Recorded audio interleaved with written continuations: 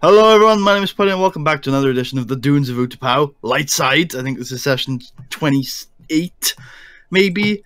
We've lost all hope because of a drive failure, so how's everyone doing today?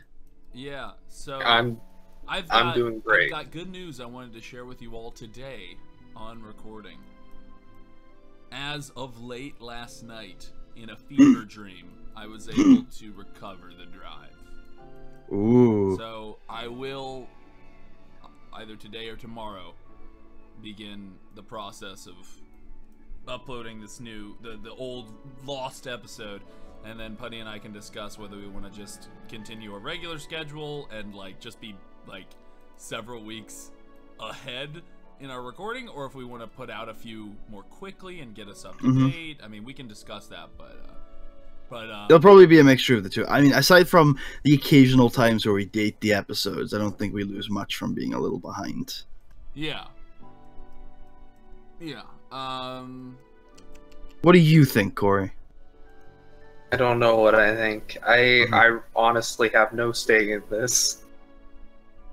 I would say the main bad part about being behind is that if we continue to be behind when Charles's RPG eventually starts, I always like the idea of just that episode going out when we start. You know what I mean?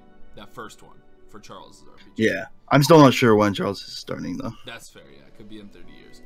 We could all be dead. Charles might die before it even starts. In fact, I don't know. With how much he dislikes combat, I mean, you have to run combat to be a GM. Oh shit! Oh shit! You might watch this. Stop it, Marshall. Dad.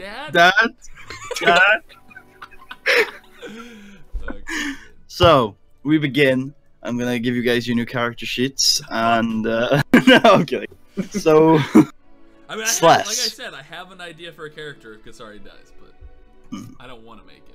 I mean, I would like to, but under different circumstances. You find yourself stirring, uncomfortable, and you find yourself being rocked awake by this stench. Ooh. Before you can focus in on that stench, your stomach begins to sear in pain, and you realize that you're still missing a big chunk out of your stomach. A little bit is regenerated and healed, but it's not been too long since you fell unconscious in the lair of a nasty beast. However, you do finally bring yourself to be awakened, and you realize that the stench you had smelled was the stench of death. Looking around you, you're in a pile of corpses. They're at various stages of degradation, but many of the newer ones towards the top seem fresh. They still have their skin. They haven't been devoured. Missing chunks here and there. Mostly various races. Twi'lek, some human. You even see another Trandoshan a little further down. Old. Rotting. You're in a circular kind of cavern. That's the only entrance that you see is towards the top, about 12 foot up from the floor. There's a little bit of water in here, but it's mostly dry. The entrance that you see at the top of the cavern seems to be around the same shape as the monster you were fighting. You're inside the belly of the beast. You don't think you can't find your weapon on you. Well, so with my heat vision, what do the walls look like? I mean, you don't see anything directly behind the walls, for sure, and the walls are not giving off a sense of heat. Alright. And you said the cavern on the top looks exactly like the shape of the beast? It looks around the same shape, yeah. Not the same shape, I mean the same size. Like they could just about fit through okay. Okay. Can I roll a perception check to make sure that my weapon isn't nearby or something? Sure. So why don't you roll a average perception check with 2 setback for all the rotting corpses in the way? God, so many. Cool. Let me check if I can remove setback by perception checks real quick. I don't think so, but I want to double check. Nope. All right.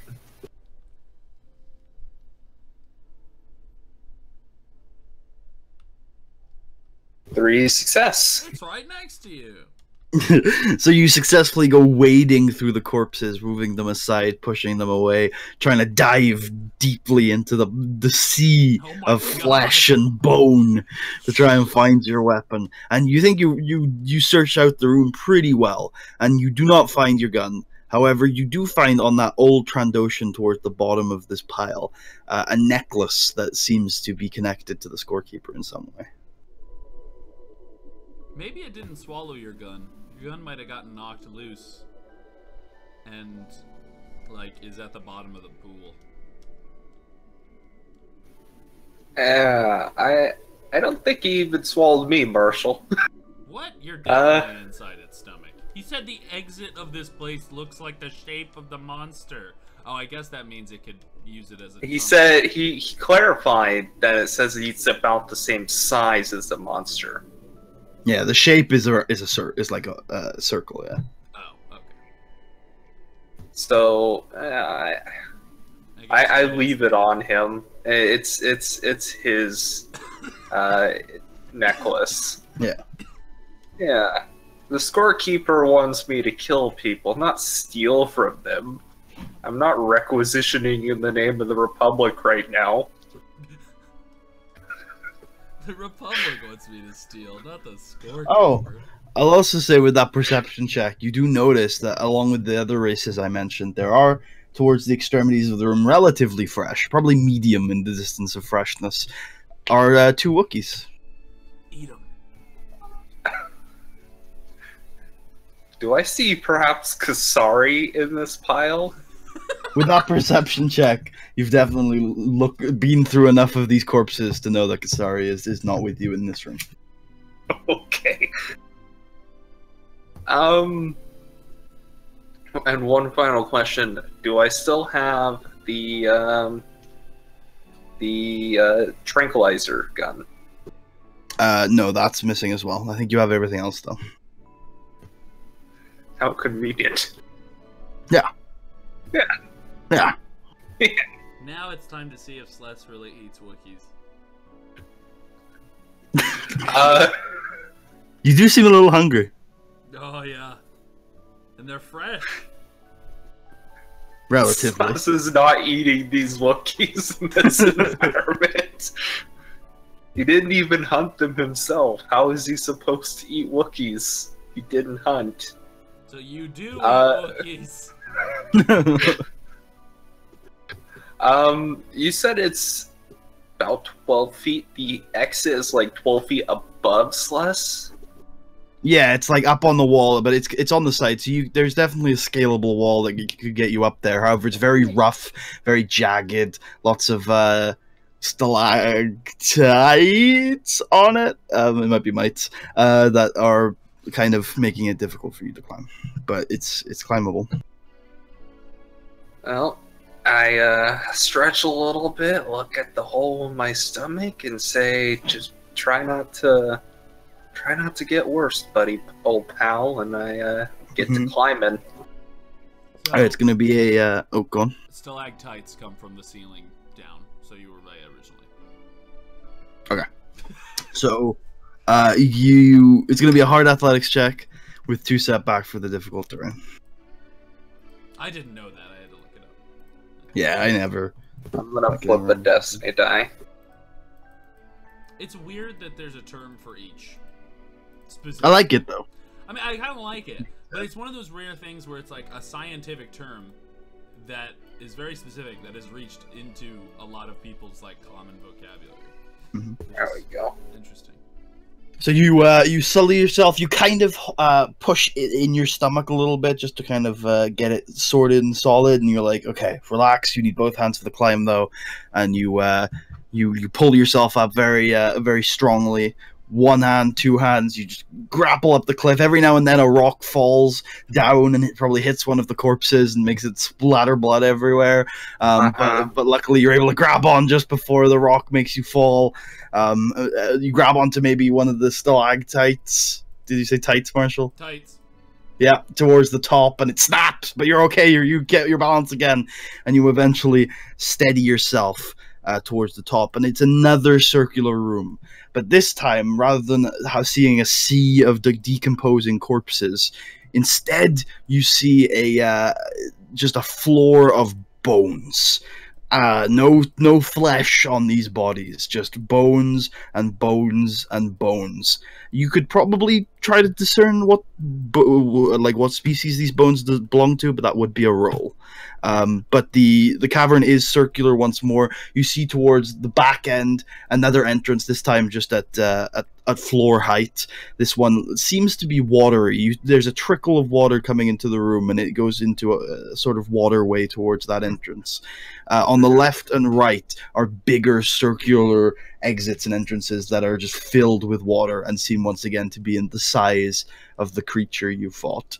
In the middle of the room, while most of the cave seems natural, there's this odd phenomena in the middle of the room. The rock kind of juts up and seems to be shaped almost intentionally into a bowl shape. Interesting. And no sign of my weapons or my lost companion here. Which one do you want to look for first? I think I'd probably feel safer with my gun on me. All right, why don't you make why don't you make an average perception check with one setback? You find Kasari, but your lack of urgency means she's dead. It's gonna be one setback because the bones are a little easier to search through than the corpses. Oh. There are certainly a lot of bones here, and in fact, your familiarity with the bones will give you boost on your check to try and figure out what species they belong to. But you're unable to find your gun. Well, do I have to make a separate roll to see if I see Kasari? Yeah, I'd say you'd have to make a separate roll to search for Kasari. All right. Well, I guess I'll do that too now. Okay, that's going to be another average perception check, but without setback. And you'll know why if you pass. Nope. Oh, well, you spend some time searching through the bones some more. I'll say that with your intimate searching of the bones, you managed to find, completely unharmed, your tranquilizer rifle. You still haven't found your gun, and you still haven't found Kasari. I might as well observe these bones since I have that boost die or something.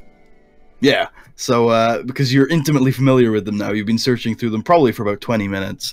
Why don't you make a hard xenology check with 2 boost?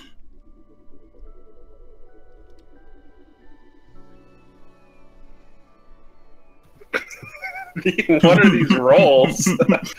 You think they all belong to Trandoshans, and it's a weird conspiracy to murder all of the Trandoshans on this planet. This is where they all must have been killed. That's why you don't see them anymore. Do I really think that, knowing the story? You think they're Trandoshan bones. Okay. You can do whatever you want with that information. Suspiciously high amount. I mean, they must have had I probably pumps in my head that maybe a lot of Trandoshans went hunting for this thing. It would make a great hunt. I don't know. This looks like an organized scale of violence unlike that which we have ever seen. Uh-huh. I guess I get up, tranquilizer in hand, make sure it still has it's still loaded. Yeah, it's looking pretty good. Looks pretty much intact, yeah. Yeah. So you said there's like a bowl? Yeah, like so it's stone, and it looks to have jutted out of the floor like a stalagmite, but like a couple of them together, and it looks almost shaped into a sort of rudimentary bowl. The size of it's about 8-9 feet high in terms of the outer rim. Oh, so you can't see into it. Okay. Yeah. What's the diameter of the bowl? Like how long across is it? It's maybe about 3-4 feet. It's not too big, but it's quite large. Can I try like shouting for Kasari to see maybe if she's nearby and I just can't see her? Or maybe not shouting, but like Yeah, I was gonna just say, like calling. Maybe don't shout. Oh man, I don't know if I. It's a hard decision. I'll just call for her and hope the echoes might carry to her. I know what they'll carry to. I will say that like you start and you say Kasari once, and you do notice that this is a very echoey area, and you notice that the echoes are being carried outside of those cave entrances to the north and to the east and to the west. But if you'd like to continue, then we can roll some stuff.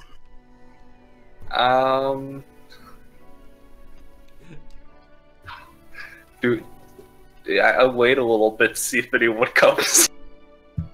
No, everything is quite still after you just said Kasari once. Alright. And you said there's tunnels to the north, the east, and the west? Yes. Remember, the one to the north is a little smaller, and there's a little trickle of water going into kind of a stream, whereas the east and the west are just filled with water. Well, how tight of a squeeze will it be for me going into the north? You said it's a little bit smaller. It wouldn't be a squeeze. The east and the west are huge, like the size of the creature. Okay. So the north is definitely still big enough for you to fit in very, very comfortably. Oh, okay. Yeah, I'd probably go to the north. Okay, we'll get back to that in a second. Kasari, You're dead. you find yourself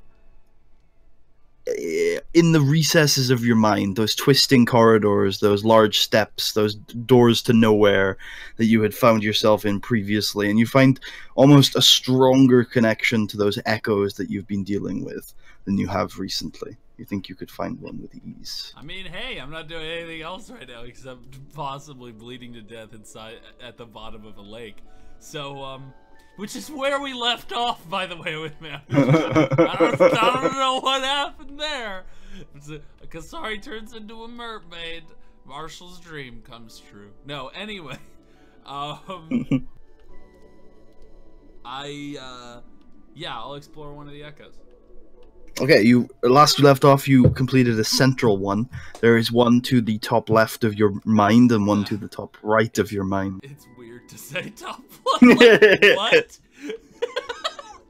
The world of your mind that you have created, your inner consciousness. Oh, yeah, it has direction. Although sometimes you find yourself walking south and you find yourself in the north. It's uncontrollable. It's wild. I mean, technically, if it's a small enough world, you always end up heading north when you walk south. Eventually. Indeed, but you're always inside. It doesn't seem to be a planet. I mean, how do you know? I mean, you don't. Exactly. It's too hard. I'm just gonna go to sleep. No, top left and bottom right, you said?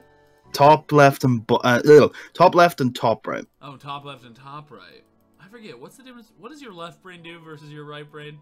I forget. Which one's like social and which one's like computational? I'm pretty sure that's the difference. Oh, whatever. Anyway. Your left brain is usually the left side of your brain is the brain that usually deals with talking and stuff. Though both sides of your brain are capable of it, it's just that one prioritizes it at birth and the other just doesn't. This isn't your brain, it's your mind. Oh, shit. God, Plato would have sex with you on this table right now. I will pick the top left. Okay. You begin walking through your upside down staircases and your wild spiraling narrow hallways. Is it like I can't think of his name, but the name of the Egyptian pharaoh in Yugi's head? Yes, it is exactly like that. Yeah. Wait, is he called Yugimoto? Wait, what the fuck? Yami Yugimoto is the actual guy, and Yami Yugi is the pharaoh guy. Yeah. So it's like that episode where they go into his mind, and it's all. I think his real name is like Atesh. And I think they learn that later. And he like plays fucking evil games on the people in his own mind, like he traps them and shit. He's like, oh, this is my house now. That was a dark episode. Anyway, yeah. So, I continue. So you eventually reach a door, a heavy steel door with what you sense to be the echo behind it. Does it have a doorknob? Yeah. It's okay. I open it up. It's heavy and hard, but you manage to push it open, and you see inside a fountain overflowing not with water but with dark energy. Anything else? No, it's a completely dark room with a fountain in the middle that is just pumping out dark energy. You sense it's not where it is pumping is not just this room, that it's leaking into other parts of your consciousness. I go closer to the fountain and see if there's anything inside it. As you go closer to the Sith Lord version of a chocolate fountain. Yeah, pretty much. As you get closer to the fountain, you feel these emotions, the pain, the anger, fear rising up into you, almost an overwhelming barrier of dark energy. If you wish to get right up next to it, you're probably going to have to resist or succumb to these emotions. I will resist. All right, make an average discipline check. I ain't no bitch. Okay. It's funny doing things in the game, and I look at my character sheet, and I'm like, my wounds are 17 out of 14. But you're in your mind. No, I know. I'm just like, it feels weird. My wounds are at 30 out of 19. Jesus Christ! Slash, you're down to 18. One lower than the threshold. Same with your strain if it's high. Hey. No, my strain's at 4. I'm quite relaxed right now. Marshall, you are succumb. You instantly become a Sith Lord. To the dark emotions. They surround you. They well up within you. But you don't exactly embrace them. You resist them, but they eventually take you. You find yourself losing your way forward. The darkness kind of engulfs you, and you no longer see the fountain. Just nothingness, darkness, the void maybe. The fear wells up within you, and you gain 3 conflict as you find yourself conscious in a sense outside the door to that fountain room. It's closed. Hey, bitch, what?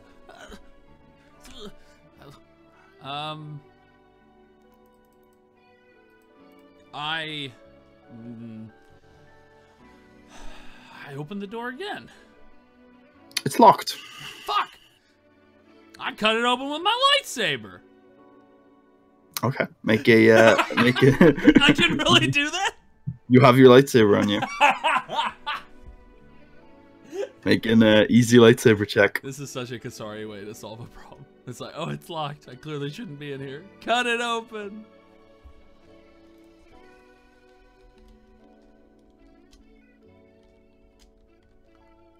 Sorry, how difficult did you say it was? Easy. Easy. Oh. You give in to your anger. What? Your hatred. Oh, no, I just wanted to cut the door open. It's a door. Do it now! All of a sudden you realize the door is 1,000 younglings and you cut them all you down. take 1 conflict as you clearly reach for an aggressive solution after being succumbed to negative emotions, ripping open the door. You once again see the fountain. I cut open the fountain. No, just...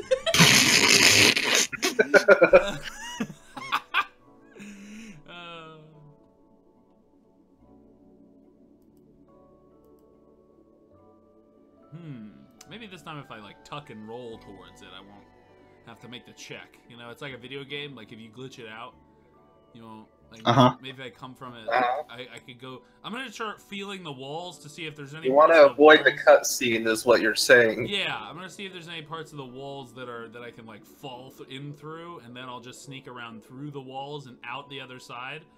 The classic Mario 64 way of doing it. Okay, you trying to get past the fountain or to the fountain? I mean, I'm kidding. Oh, okay. Like no, those. I was memeing. Like anything's possible in the recesses of your mind. Yeah, everything's pretty bizarro in here. I mean, your crazy solutions might just work. Oh. Huh.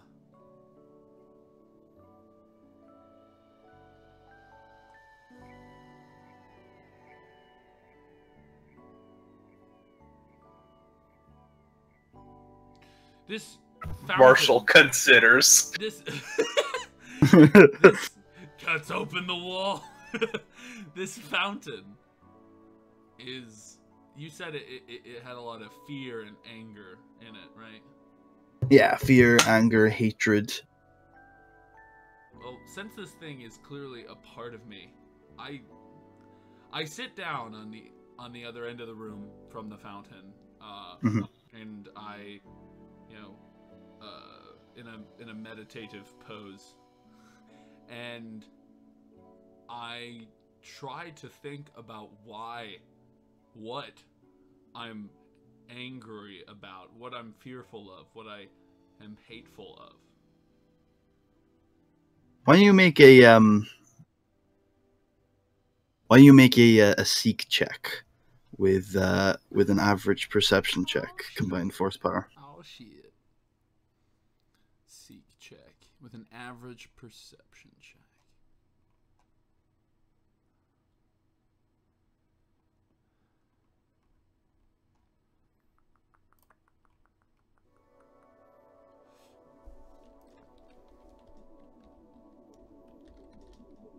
I'm gonna flip Destiny for this. Okay. To upgrade the check.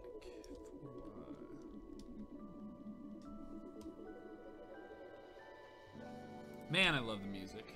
It's so good, you know? Echo the fucking dolphin. It is Echo the fucking dolphin. It's Echo the fucking dolphin. Okay.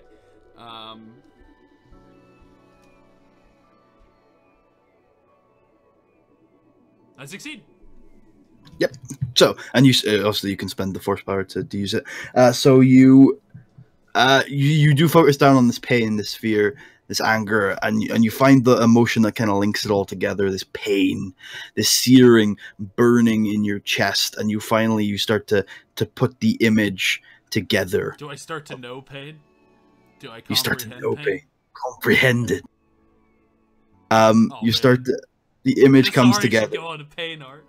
Become pain. The four faces of Kasari. So the image starts to form in your mind. Two images, both very similar, both painful, angry, fearful. As you start to see the image of the man you knew as Cedric plunging a lightsaber deep into you.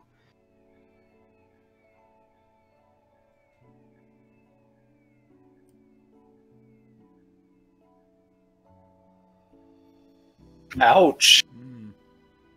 You begin to feel as if you were there in that moment again. Afraid, hateful, angry, and in pain. I think the reason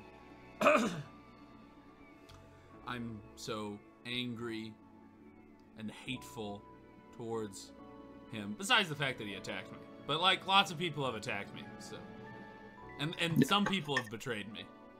I've suffered light betrayals in the past. I think the big reason I'm so hateful and painful is that a part of me is still holding on to Cedric.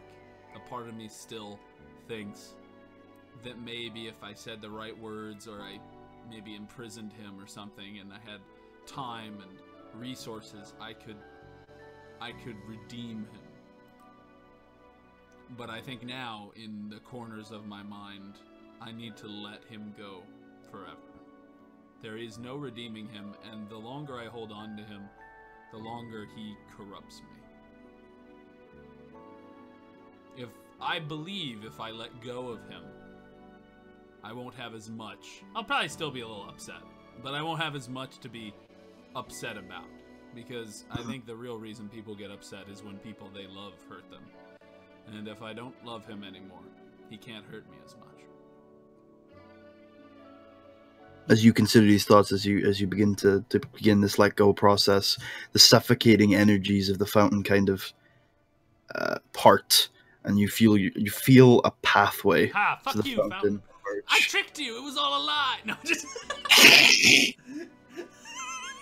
Deception is a tool of the dark side. Yes, yes. Okay, I get up and walk towards the fountain. As you get there, you get a closer look at this like spewing energy, and you see that it's coming from a kind of central bowl. You sense an energy within that bowl. Do I see anything in the bowl? I mean, it's black force energy, so it kind of obscures anything that's in there. I reach inside. You reach for a little bit, and you finally grab on to kind of a... It's not so hot you'd have to let go immediately, but quite a hot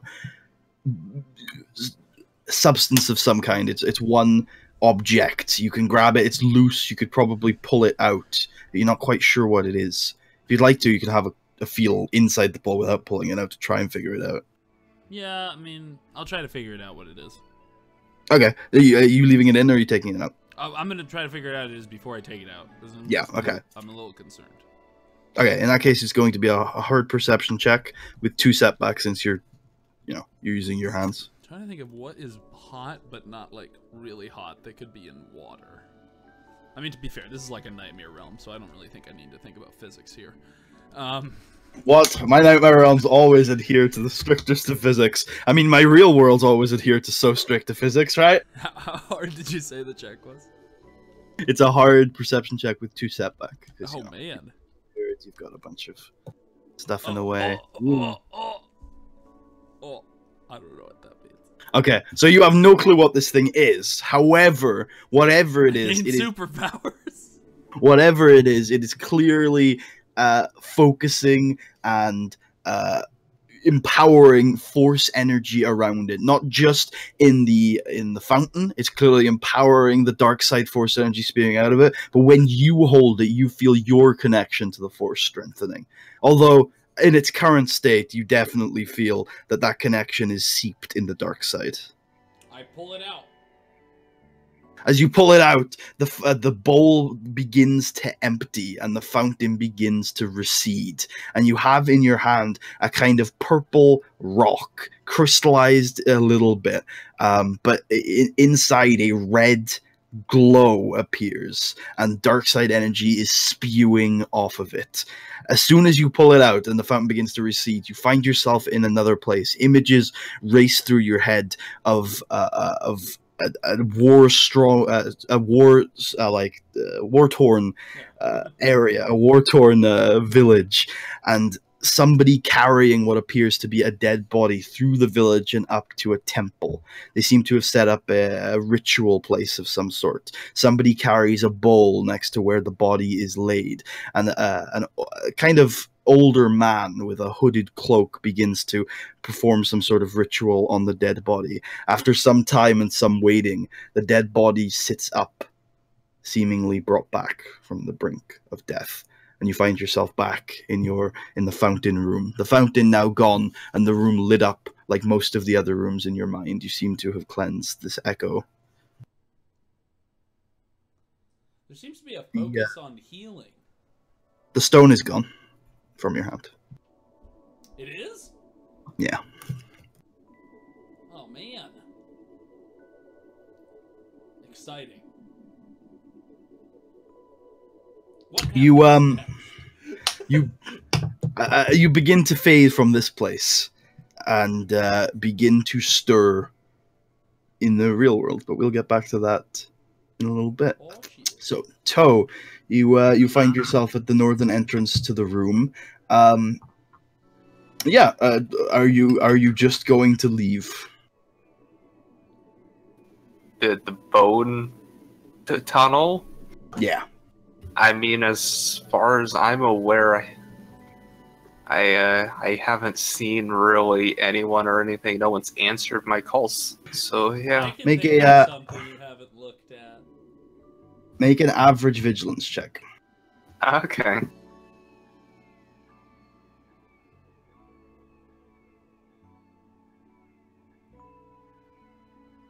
Hey, look at that. So you're able to hear a faint whimpering and coughing coming from the bowl in the middle of the room. I knew it. I turn my head and look into the bowl. It's about 9 foot high. You're gonna have to probably jump onto the rim. All right, let's do that athletics check. It's an easy athletics check. Although there's nothing to grab onto, so I'll add a setback. All right. Can I remove my setback? Because clearly my jump up ability Oh! would thematically play into this. I'm not gonna let you remove the setback, but I will let you add a boost because it is just one jump. So I'll give you that. All right. Jump.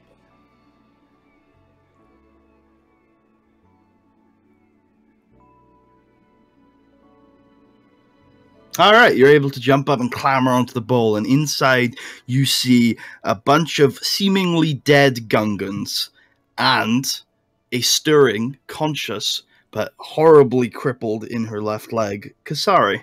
And Kasari, you are 1 under your strain threshold if you're overstrained, 1 over your wound threshold if you're over wounds, and awake. I say, hey, Kasari, do you see my gun? I think I probably try to get up, and then all of a sudden, like, I realize, like, I can't move my leg. And I'm like, ah! I say, shh. Kasari, make an easy stealth check. Just like, shh.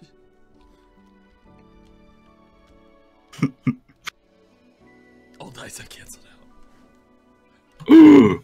Well, you hear that echo all throughout the tunnels. Oh. I say, do I hear anything coming? Why don't you roll a daunting perception check? All right, I'm gonna flip Destiny. This music is like being played during a horror movie. I can dig it. Jaws. This was not played during Jaws.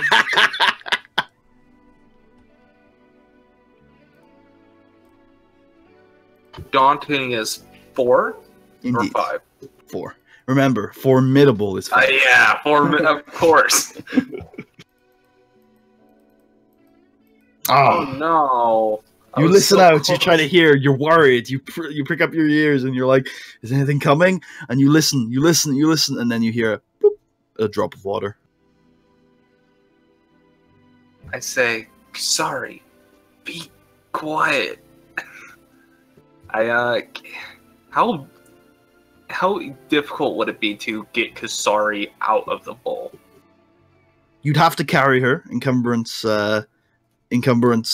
rules would come into play there, and then otherwise it would be another easy athletics check once you're in the bowl to get out of the bowl. But I think you'll have penalties due to encumbrance. I forget how much a human is supposed to weigh. Hopefully we can look that up, or you guys might know off the top of your heads. I think it depends on your strength. Or we could just say it's. I'm pretty sure it's based off her size. We could just say based on your encumbrance and stuff that you just get 2 setback. We'll say for trying to get her out of there. Oh well, I don't have my gun on me.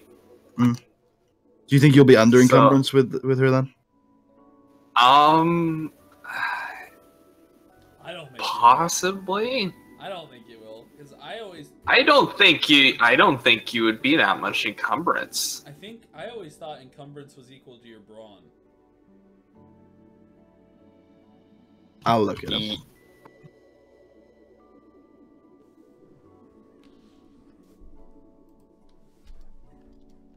How much can you carry right now? Well, Apparently I can carry 6. Oh. Or not 6. 4 encumbrance worth of stuff. Well, that if it is equal to my brawn, then that's perfect. All right, we'll just say that he can carry you then, and it'll just be an easy athletics check with the boost and the setback. All right. I slide down there and pick up Kasari and try to get out of the bowl.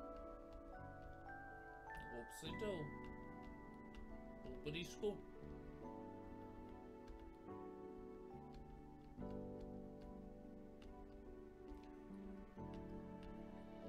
Ooh. What is that roll? You just see your legs lift into the sky.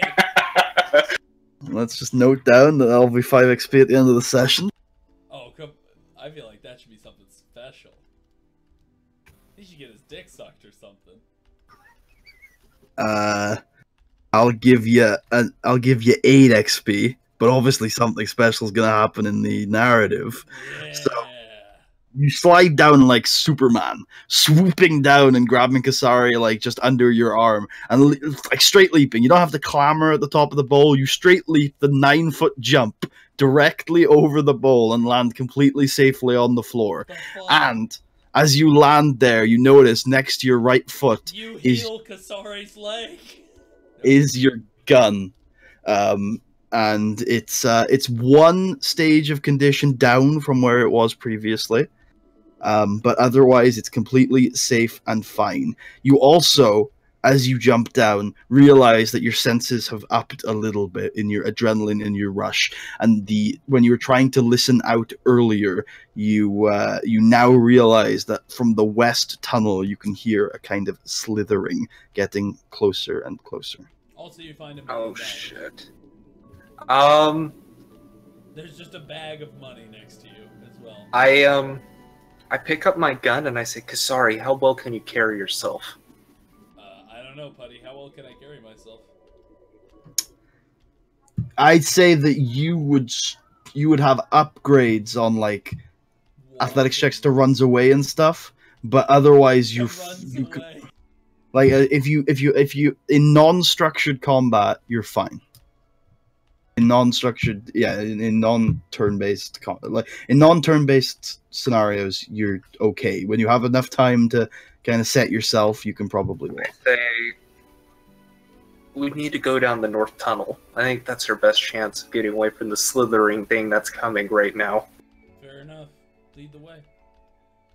All right, I try to hurriedly head towards the tunnel.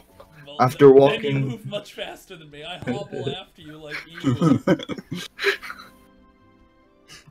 After walking a little bit in the northern tunnel, you realize that after a very, very little, it's all water, and you're gonna have to start swimming. Oh no! In the northern tunnel? Yes. It's quite narrow. It's quite a narrow caveway, and then it basically turns into a mini Does it look stream. small? Does the caveway look smaller than the creature? This one does for sure. Yeah. Okay. Well, I feel like if we turn back at this point, the creature will be right behind us. So I think we should continue.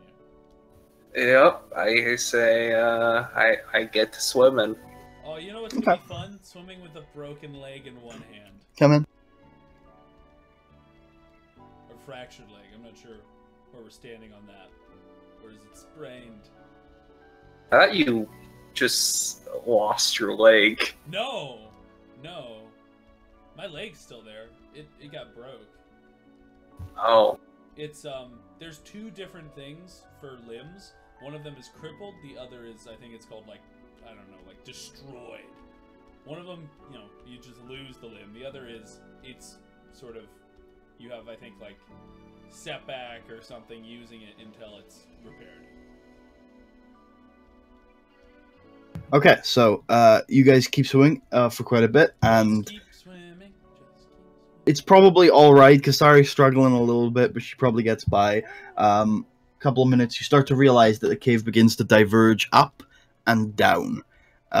Downwards is very, very dark, and upwards you see kind of a sense of a light.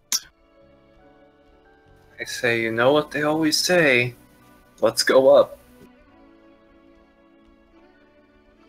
All right, They so don't say that, by the way. It's just I just want to leave. Also, you drowned to death talking. No, I'm just kidding. are you both heading up?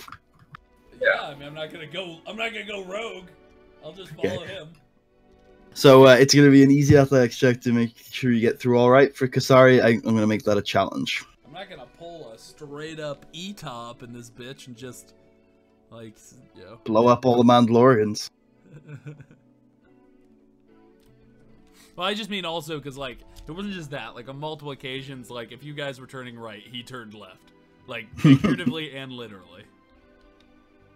To be fair, when we went straight ahead, there was a giant, like, Sith Lord back there, so I don't really blame him sometimes for turning left. Giant Sith Lord. Okay, one challenge. Yay! Hey, so you both clamber yourself up towards the light, and you find yourself...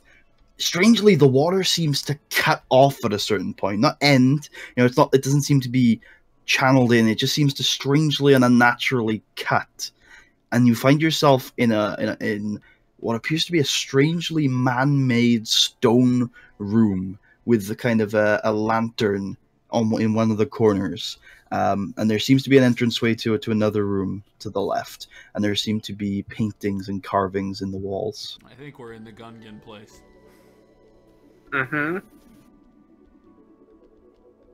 Do you think they take on visitors who are severely wounded and totally don't have any intentions of performing any assassinations?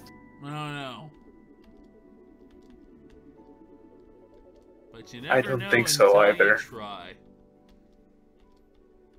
Also, for now, I think it's best we don't try to fight them in our current condition. Perhaps we should do our best to negotiate. You know, I could give you the stealth generator thing. Or no, you already have it on you. You could use the stealth generator thing, pretend you were wounded in one of them, and I could hand them off to you, and they might heal you. Okay, I think the problem with that is I don't think the stealth generator creates tactile, they're like, I think it's kind of like the disguise self spell from 5e, where it's like Yes, I'm very familiar with 5e. I'm out of character. I'm just saying I think when they touch me, their hands will go through the illusion, and they'll immediately, like, if you're literally handing me off, they'll immediately know it's not real, and I think they'll be more upset. I think we'd be better off just being honest, as shitty as that is. I don't know.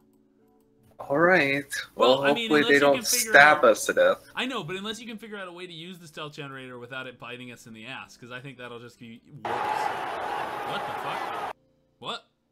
Did anyone else just hear a loud noise? I just heard some football, I think. No. FaD! No! Are you watching the match right now? No! FaD! Yes! God damn it! Okay. What the fuck? Okay. You're not my dad! You guys should only be able to hear the one application, right? Yeah, whatever. It was weird. It's probably gonna happen again because there's a bunch of adverts, but whatever. What the fuck? Fuck it. Buddy, you're supposed to be paying attention the most right now. I am! I just, like, want to watch the third place medal presentation, that's all. Uh-huh. Yeah. So, who is third place? Yeah. Belgium. Belgium, okay. Wow. Get fucked, England. Anyway,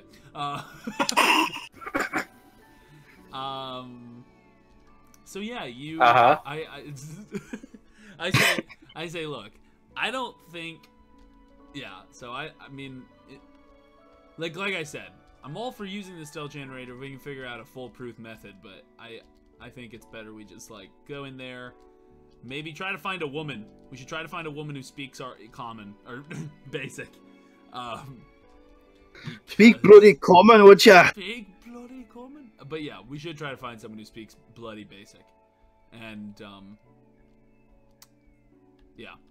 That's my Uh-huh. that's my strategy. All right. Yep. Let's Um. run in there as fast as we can, like little rats, and they won't even see us coming. They'll just be like, "Oh, look at those little rats." Let's go. I kind of I'm not say. gonna lie, I've lost a lot of blood. I'm not really. Why don't you really lead all the there. way so that they know that you're wounded, Yeah. and they might be less likely to attack? Okay. I was just gonna. I just start walking. You walk through the Yeah. door into another room. It's much larger, much taller. It is empty, and it looks to be some sort of maybe church or cathedral of some sort. There's a pulpit towards the front, lots of chairs on the way. There is a glass ceiling that actually lets you see the ocean above you. Ocean, lake, river, you're not quite sure what it is, but there's a large body of water, a few fish swimming by. There's a strange yellow glow between the window and the ocean. And yeah, the room is empty. There are side passageways towards the back of the room, towards the left and the right, to what seem to be other places. Should we wait in the church since it provides sanctuary? I shout to see if anyone's around. What do you shout? Wait, you shout? I say, "Hello, anyone here? We have someone who's wounded." Oh god. You hear that echo on the large, Oh god. the high ceiling of the church, and through everything, and strange silence return to you. Oh god, we're in a ghost town. The monster's eating them all.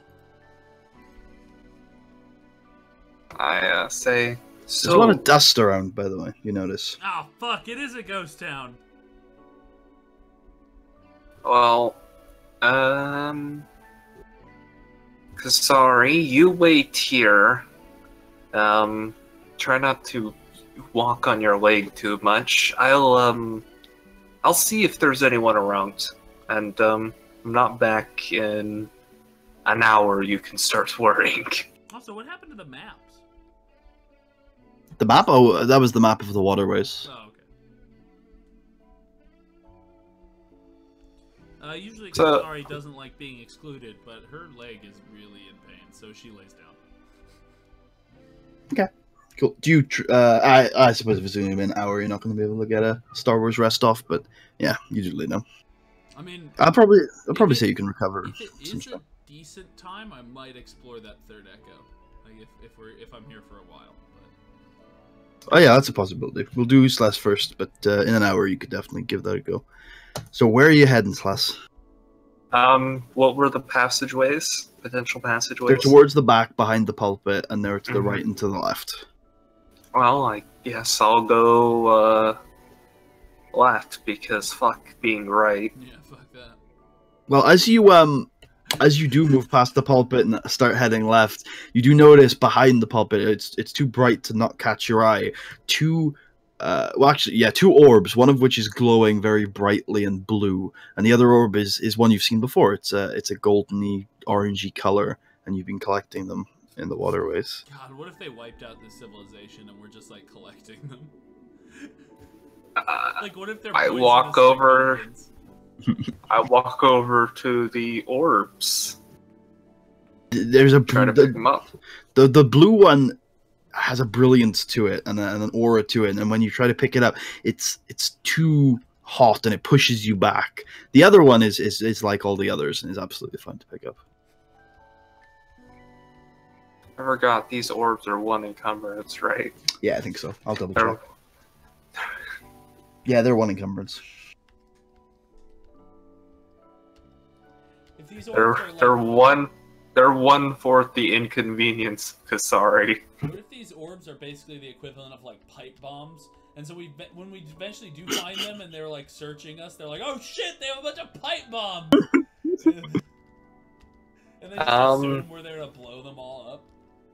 I pick up the orb and walk over, and I set up by Kasari and say, "When you're feeling better, carry this for me because I can't carry it Oh right my now." God. Hey, crippled woman. You want some more shit to drag around? It might be important. Also, there's a really hot one over there, too. Either way. Uh-huh. Uh-huh. I now go head down the passageway. Okay, as you head down the left passageway, it seems you immediately start walking on some stairs heading downwards. It kind of spirals around in a general way, so it's not quite a spiral staircase at the start. It's just a long spiraling staircase, and eventually it does start to narrow into a proper spiral staircase heading downwards. It's quite a long trip. Do you follow it through to the end? Yeah. You head downwards into what seems to be a darker room. There are still carvings and paintings on the walls, but it seems to be the lanterns get less and less the further down you go, until you finally reach a room with a few crates and boxes, and towards the end, some sort of weird machine that you've probably never seen, but maybe you have. It's up to whether you want to roll or not. What would I have to roll to see whether or not I've seen it before? I'll say mechanics. I mean, sure, why not, I guess. Alright, why don't you roll a formidable mechanics check? If I succeed on this, I deserve every single bit of information I'm getting out of it. Nope. Nope. So, it certainly is a piece of machinery, and it appears to do something. Does it have, like, any buttons or levers? Yeah, it has a bunch of buttons or levers. In fact, one of the big red button definitely seems like a really good button to you with that threat. Like, it's probably the button that makes everything better.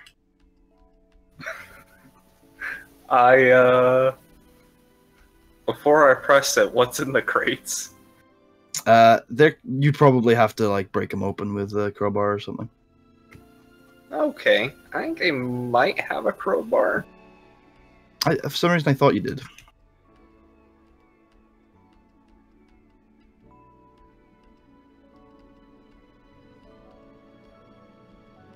I don't think I have a crowbar. I mean, unless you're going to let me flip Destiny to see if I have one in my utility belt. I think a crowbar is a bit too big for the utility belt. You might have, like, a tool that could help you, but it wouldn't be. Oh, I have a grappling hook. Yeah, that could help. As leverage. Yeah, I'll let you do that. So it's going to be an average athletics check, but I'll give you one setback because the grappling hook's a little more awkward to use than a crowbar would be. How difficult would it be by myself without the grappling hook? I'd probably make it a hard with an upgrade. Alright. Just wondering what I'm working with. With your claws, I wouldn't give you a setback. It's pretty easy for you to dig them in. Mm-hmm.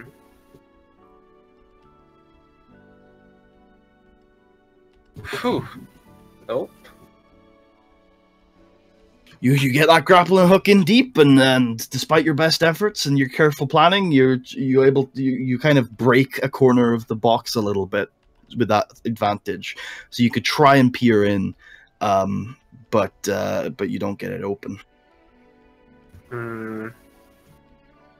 How difficult would it be to break the box? Like, just how do you mean? Like smash it open or something? Maybe like yeah, just like smash it open, kind of. I'd probably give you the same difficulty check, but keeping in mind that if there's anything delicate or even mechanical. Yeah, I recognize that.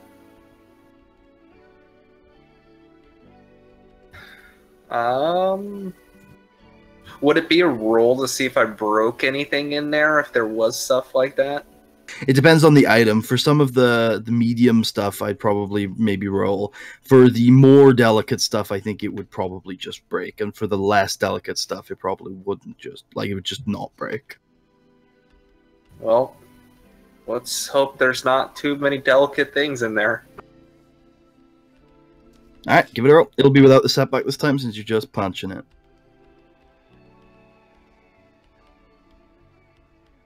Oh. So you successfully break open the crate without seemingly damaging the integrity of the crate. You kind of just punch it and it pops open, and inside you can see a bunch of uniforms, seemingly like they seem like some sort of religious garb. They seem, with that triumph, I'll let you say that you get a really good look at them, and you can tell that they probably would fit your average-sized Gungan that you've seen so far. And you also see a few Gungan electro poles in there. Interesting. And how many of these crates are in here? There's a lot. It's almost filled to the brim with them, so probably over a dozen. You know what? I don't want to break all of them before I press the big red button. So I'll press the big red button. So you hear a and the machine begins to slowly, like, there are 3 red lights on the side of the machine, and they slowly tick down off one by one, and you hear a rumbling outside, and then and even further away. Kasari, you notice that if you're awake, that the yellow glow up in the roof has started to dissipate. I just pressed the gigantic off button. And you hear a trembling in the glass roof above.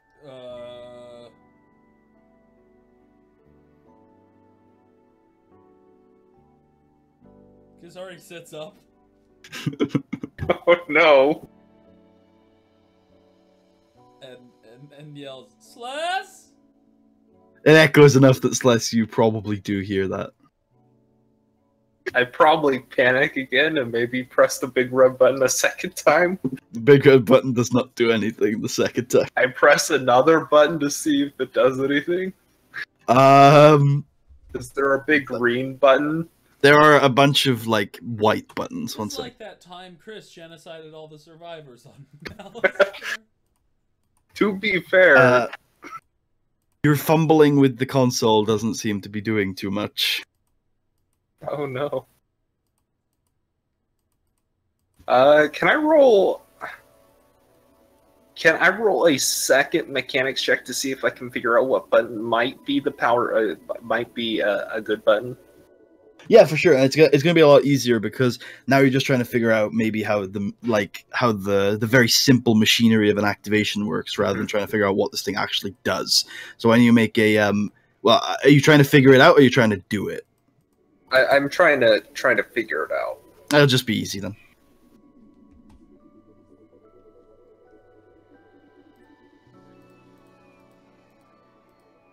Okay, so you think that if you there's clearly a power supply, and if you mess with it a little bit, take it out and put it back in again, and press. There are some buttons on the side that you think you're not sure which one exactly will work, but you can, after you've done all your power supply messing, you might as well try them, and you'll have a boost to actually trying to do it. Yeah, sure. I think I'll do that. All right, it's going to be average. It'll be average with your boost. Mechanics? Yeah. Might as well flip Destiny, because I'm pretty sure that's going to collapse the ceiling.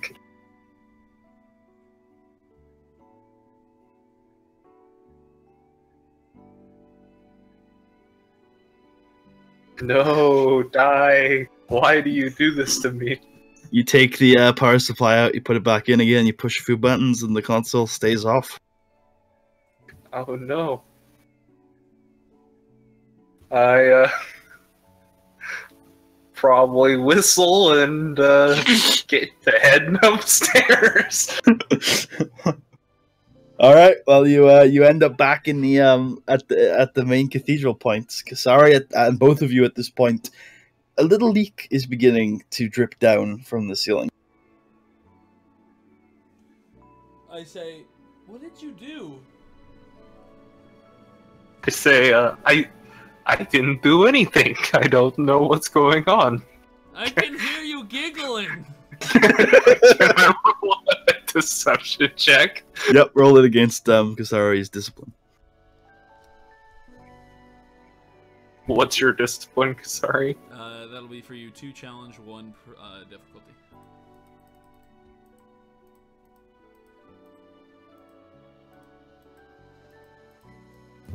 Oh, whoops! I accidentally did not add my green. Just reroll the whole thing. No, you fucked it up Okay. so bad. Yeah, I did. 2 challenge, 1 difficulty.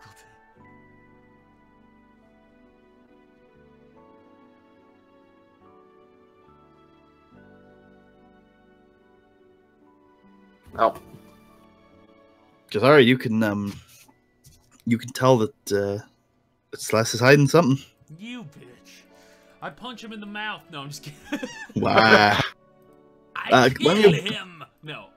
Why don't you both make an average vigilance check while Kasari is responding to this as well? okay. Average vigilance. Yeah. Okay. I say. Okay. I'm pretty sure you know what happened. What'd you do? Have you ever heard of the concept that correlation does not exactly equal causation? You ever heard the story of Darth? Of Darth Vance the Wise. Yeah, yeah, that's good. That's good. I was gonna say Darth Celeste the flatulent, but Kasari, you can hear crack, crack, crack, and it seems to coincide with the leak getting stronger. okay. I think we need to get out of here. All right, let's go on the other way because that way is just no good. What do you mean the other way? You mean down into the darkness? I meant the left way. The left does not make right.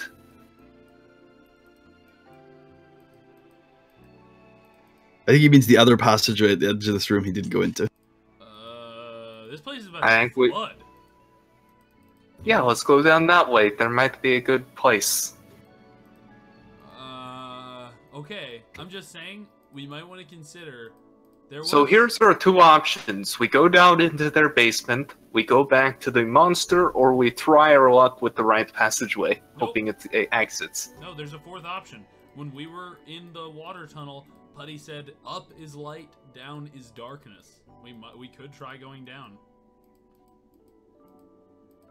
Alright, well, I'm going to go my way. Okay. Oh, it's gone rogue! Going rogue. Alright, so you guys head out. Kasari, you notice this bright orb underneath the pulpit The fuck before. is that? I pointed it out to you already. Oh yeah. Crack! Oh fuck! Trickle, trickle, trickle, trickle. God damn it! Are you gonna do anything with the orb, or are you heading down the right passage? I hear the haunting noises of Margaret Thatcher and Ronald Reagan. No, it's just trickle down construction, Oh, okay. not economics. Trickle You're fine. down construction. It's where you don't pay the At least it actually works, unlike a certain. Wow. Does trickle down construct? Maybe this is.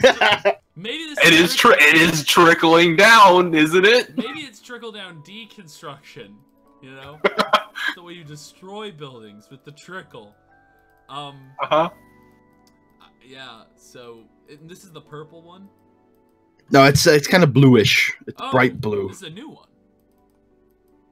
I don't think this. Mm-hmm. This isn't the one you told me about, is it? Yeah, I told you about one has a lot of heat all the way over there. Oh. Okay. Yeah. Well, I mean, kind of interested in it. Do I feel any force energy coming from it? Yeah, I'll say you can definitely feel some sort of force energy coming Wait, from it. really? Yeah. Is it so hot I can't carry it? Do you go and grab it? Yeah. Okay, so as you do so, why don't you make it is resilience, right? There's a skill in Star Wars It's called resilience. resilience. Yeah. Why don't you make a hard resilience check? It's called resilience. It is the unfortunate reality of playing with so many different systems all the time. Yeah, you especially with your Listen Cthulhu stuff that you always get. Did you say average? Hard. Hard. Okay.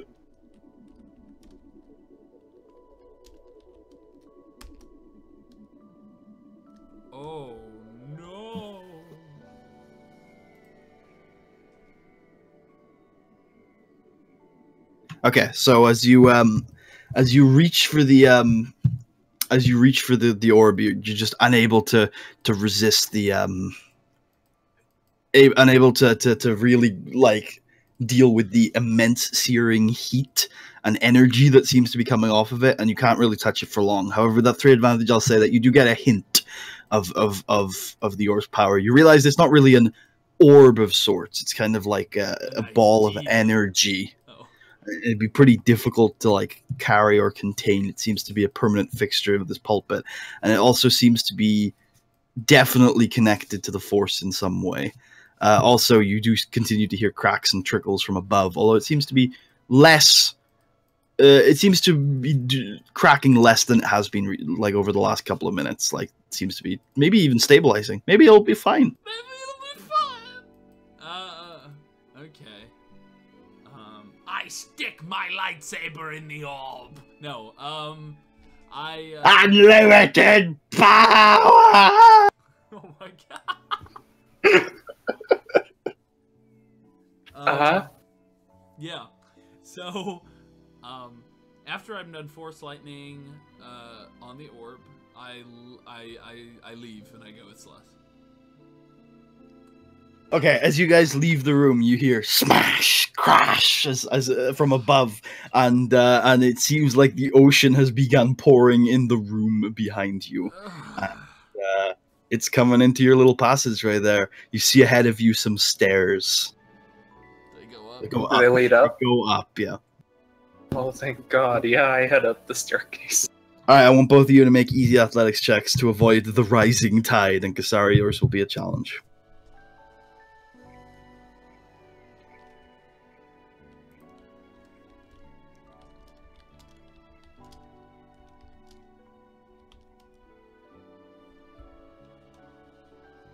Ooh, Kasari, you limp and hobble ahead of Slash as he falls a little bit behind you, and you manage to get like about a good couple, like maybe 12 steps up, and you look behind you as Slash trips and falls, and the water kind of goes above him. He's in the water. You can't see him anymore, and you kind of hear trembling as bits of the cathedral begin to fall and crumble, and the passageway is starting to do the same. You mean the staircase? No, the passageway to the staircase. Okay, so the area we're in is fine. For now. Clearly, this place cannot exist on its structural integrity alone. It needed some weird Sith magic or whatever the fuck that thing you turned off was. Actually, it probably was like a force field generator. That's what I'm thinking. But I mean, does Celeste look like he can get his way up on the staircase without me diving in for him? Or? Since he fell into the water, you haven't seen him. Celeste is gonna be fine. Don't worry about it.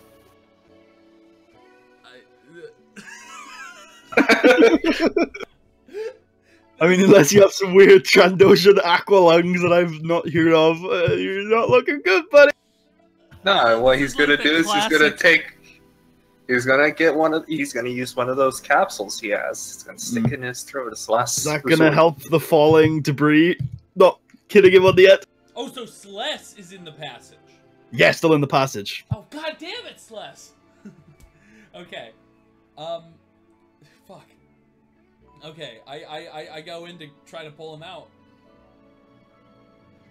Alright, I'm gonna say, There's the part of me that doesn't want to go in because I've been injured so much lately. I just want to not be injured for once.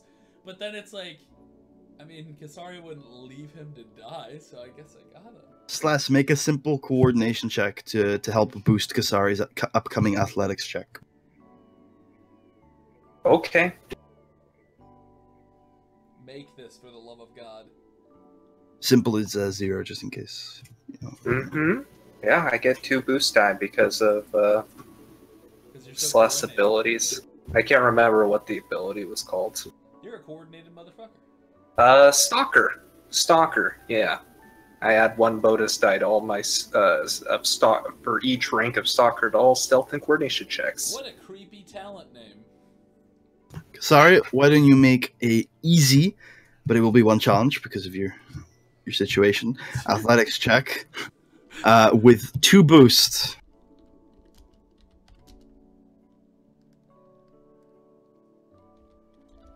Your situation.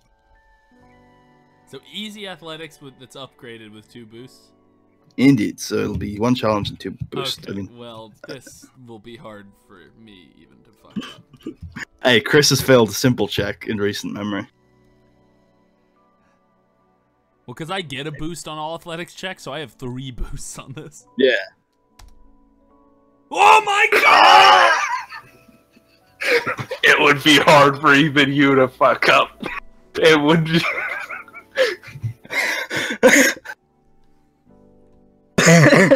Buddy finally accepts that this is the 3rd session in a row we've all died. Wait. Does the advantage mean that Celeste is unfortunately killed, but Kasari can save herself? So, you help Slash out of the water and to his feet, but you realize that you're not going to be able to drag him with your injured leg to the staircase. Why are your legs working, Celeste? Kasari, Wait. you have enough time without a check to get back onto the staircase and to what you think is currently safety. Well, Celeste's legs work, right? Like, he didn't... Yes, he's going to be able to make a check, but we'll need to know your decision on this one first. I'm not... I mean, so Kasari thinks his legs work, so now that he's propped up and not drowning anymore, she's got to go back to the staircase. Alright, you are 12 steps up into what is relative safety. Celeste, there is an oncoming tide and debris falling behind you. Uh-huh. Yep. Use those legs I gave you. Well, what do I roll? You're just gonna try to outrun. What are you doing? You're trying to outrun it? You're gonna stand against the force of the tide and punch it? I am going to try to outrun it. No! Do that bullshit he just said. Stand against the tide and punch the water. Yo. Just to consider my options, what would be the difficulty check of standing against the tide and punching the water? Be some sort of brawl check. I feel like it's easy to punch the water. The question is, how hard is it for that to do anything? I feel like it'd be like a really easy check, and if he got 3 triumph like he did before, he would push the water back. So if you're gonna outrun it, it's gonna be an easy athletics check, although you're still a bit dazed from your fall, and the water and debris that's not debris, but the water that's already in front of you is slowing you down. So it's gonna be 2 step back. I'm just imagining like the fight between like Might Guy and Kisame, where Guy goes to the 6th gate and he's like punching the water and it's evaporating. It's like that's what you need to do. You make it up to the 12th step, and you both look as the entirety of that corridor begins to collapse. The water continues to trickle through, although now with all the rocks in the way, it's at a slower rate, and begins to fill the staircase. Slowly. I mean, so... I'm pretty sure that the water should stop eventually, if the height of the staircase raises above the highest point in the dome. Right? Wait, why do you think the water is going to stop eventually? Well, 1 second. There's a thing. I forget what it is. The point at which the water is flowing in, that is the point at which the water will fill up to. That elevation. Like, if we're using physics. So, that's why you can have, like, a moon pool underwater. As long as the point that water is flowing into is below the air pocket you're in, the air pocket will not fill up with water. That's, you know what I mean? I do know. I think I know what you mean. Yeah. Currently, you are definitely a lot lower than the cathedral. Okay. Than the cathedral roof. Okay. Well, then the Celeste. Let's go up. Ascend to heaven. Celeste is fine, right? Like he's with me. Yep. Yep. Okay. Yep. We'll keep going. A little bit dazed, but he's definitely quickly recovering back to his good old self. Yeah, we'll keep going. Mm-hmm. You head up. I'd be fine, Kasari. Yeah, sure, man. Is a lot shorter of a journey than the one that you took earlier to the basement slash, as you managed to get up to a 2nd floor. Once again, very similar to the one you entered, but a longer room. And towards the end of it, there seems to be kind of a circular hole in the floor. and again the walls are painted and carved.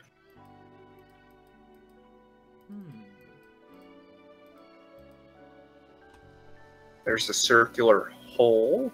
Yeah, it's a really big hole in the floor. You can't quite see into it because it's all the way across the room, but you can go look at it. Okay, I guess I go up and look at the hole. It looks like it leads down into a cave. Is there no other exit? Not in the, no, not in this room. Is there anything else of note in the room other than like the cave paintings and There stuff? are a few seats and chairs. Chairs.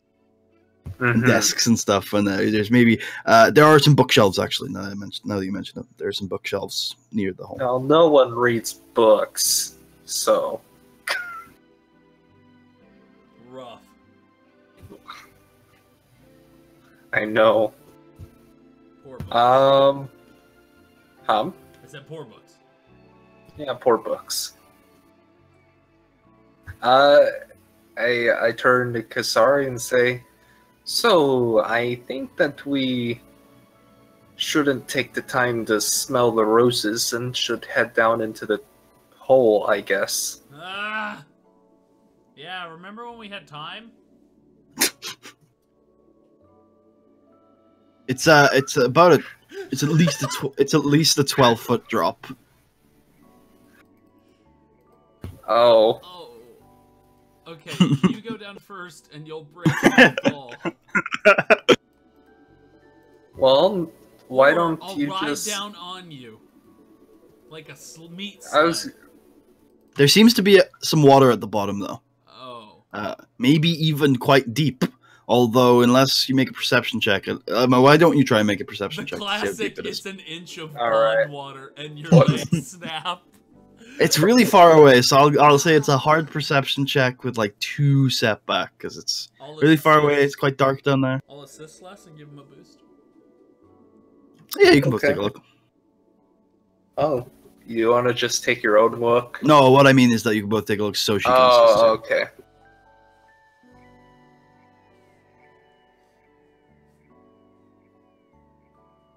Hey!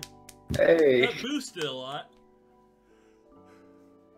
it I did, like it did the most. boost on my check to save you. They all did so much. So, Even you couldn't mess that check up, remember? so you can't tell what's in the water or what type of water it is, but it looks pretty deep. I say, it looks fairly deep to me. Geronimo!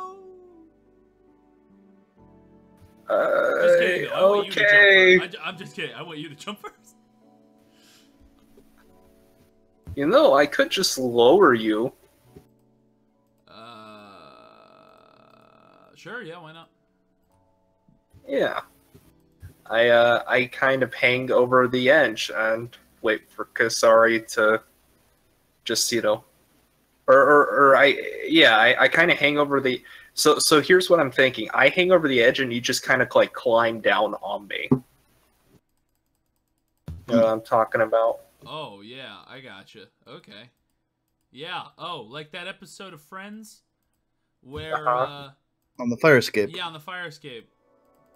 Where Back to back or front to back? Ooh, yeah, because there's some issues there. But not as much of an issue in this case, because we're not both men and we're not homophobes. Yeah. That show was kind of homophobic for its time. Oh, for sure. So yeah, we should write a fucking paper about that. No, just Oh no, let's not add to that C. Are there a lot of papers about that specifically? Not papers, there are like articles. Oh, okay, I didn't know that. So Yeah. I slide down your body. Oh yeah. Mm. Ooh. Alright, why don't you make a average coordination check to see how this palava unfolds? Okay. Does he make it? Yeah. Can I assist him in any way? I mean, you're kind of making it possible by being in the position you are, and you probably can't do much with your Okay. when you're hanging. Hey, that I make. Alright, so you successfully clamber down Sless and realize that there's probably about another 5 feet once you get down there to the lake, but it's a pretty easy jump. Okay, Geronimo. All right, you jump in and yeah, successfully stabilize yourself. Celeste was wrong. It's an inch of pond water. I'm dead. I say, how deep is it? Pretty darn deep. It's below my. I mean, I can't stand in it. Yep. So yeah, I kind of like I pull myself up and then kind of readjust myself to drop down. I didn't want to like drop backwards onto my back. That feels like a bad idea. Oh, we're back in the hellhole. You find yourself in kind of a an underwater lake of some sort. What seems to be kind of a giant clam at the bottom of the lake. Yeah. A giant clam. Yeah. Oh, it bites you. It's a nemesis. You're dead. Oh, fuck! Does it have a pearl in it? Can you guys see where you are, by the way? Yeah, it's the top. We're to the left of the giant sign. Yeah. So, I mean, you can go have a look. It's currently closed. I'm a little worried that it is actually a nemesis. I think I have PTSD. I mean, we can look, I guess, yeah? Yeah. Okay. Let's open the clam. Yeah. Alright, let me just check. It's stop lock. Oh, God. Oh, no. I'm kidding. Okay, so to open up the clam, I'm going to say it's probably going to be an average athletics check. This clam fighting us would be no less ridiculous than the giant crab fight on... With 2 setback because you're underwater and stuff. Yeah, I mean, the giant crab, I don't know. I thought the giant crab fight was well justified. I thought it was well justified, too. I think it's... Cool. Are you assisting me? I think that this is a very awkward task underwater, and it's also a giant fucking clam, and I think you're probably not going to benefit from assistance. Oh, I was thinking like she grabs one end, I grab the other kind of thing. Yeah, there aren't too many places to grip on the clam. There's probably just the one, unfortunately. It's too slippery. Oh, okay. Average 2 setback. You see, as Kasara ineffectually grabs the clam. All right, you open it up, and there's a very big but seemingly delicate pearl. You sense that you're gonna have to be very careful if you want to get it out of there. Oh yeah, I'm gonna be as careful as I can. I swipe for it. God. Okay, it's going to be a daunting coordination check. Crushes your skull.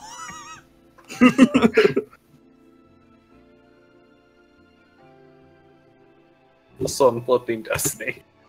Okay. Do you have Destiny? Yeah. Oh yeah. We don't. So I'm upgrading 1 die. Okay, die god. I know you don't like me sometimes, but please. Ooh. So you grab the pearl very delicately without damaging it or anything around it. However, you start to see the clam, the clam, sorry, shudder a little bit, and you think it's going to bite down. You try to pull your hand out, but it's just a little bit too late, and it clamps down on you for 3 wounds, which you can't soak. Oh. Oh, okay. Well, then I immediately pass out. Let's roll my crit, I guess. Oh no! Yep. You've got 1, I think. I was like, that's not that bad, and then I'm like, oh wait, it's really bad. Oh no! Crippled. I think we know which one's crippled. Which of your hands did you reach for the clam with? I don't know. Let's roll a d2. 1 will be left, 2 will be right. How do you roll die again with this spot? Just exclamation mark D, Before we whatever. roll which one, we should find out what is Celeste's dominant hand. Like, what does he not want to lose? Or what does he not want to be crippled? Because he's not losing. I imagine he's probably right-handed like most. Okay. I don't know the Star Wars. I don't know what the Star Wars lore is on the ratio between left and right-handed individuals in the Star Wars universe. Well, yeah. I mean, I'll just assume that most commonly it's right-handed. So yeah, it was my right hand. Alright, I'll write that down. Lose it. It's crippled. I know. Okay. Yeah. I know. So, Kasari, I guess you probably got out of the lake a little bit, and after a little while, you notice Celeste floating unconscious to the top of the lake with a pearl clutched in a very gnarly looking, bleeding and God, what the right hand. Jesus. Celeste, so Christ. you can add the pearl to your inventory. It is going to be. You can call it whatever you want, 12 pounds, but you're over encumbered. it's 1 encumbrance. I can't carry this shit. I mean, you can. You just got penalties, right? I mean, right now you're a corpse. So, like, how bad could the penalties on an unconscious body be? Probably not. Oh wait, I think I'm keeping track of the Gungan disguise device, even though Kasari has that. Oh no! We Wait, gave it to you. no, I'm not. Did we give it back to me? No, you still have it. Yeah, you still have it. No, So but I I'm mean, over encumbered. Did we give it back to me? Because originally you were disguised. So I was disguised and then gave it to you before we fought the monster. Okay. Anyway, I pull him out of the water. Yeah, you got enough time to do that without any problems. Oh, God. Do you have any, like, stim packs? I do. Why didn't we use those then? I don't know. I don't know who I am anymore.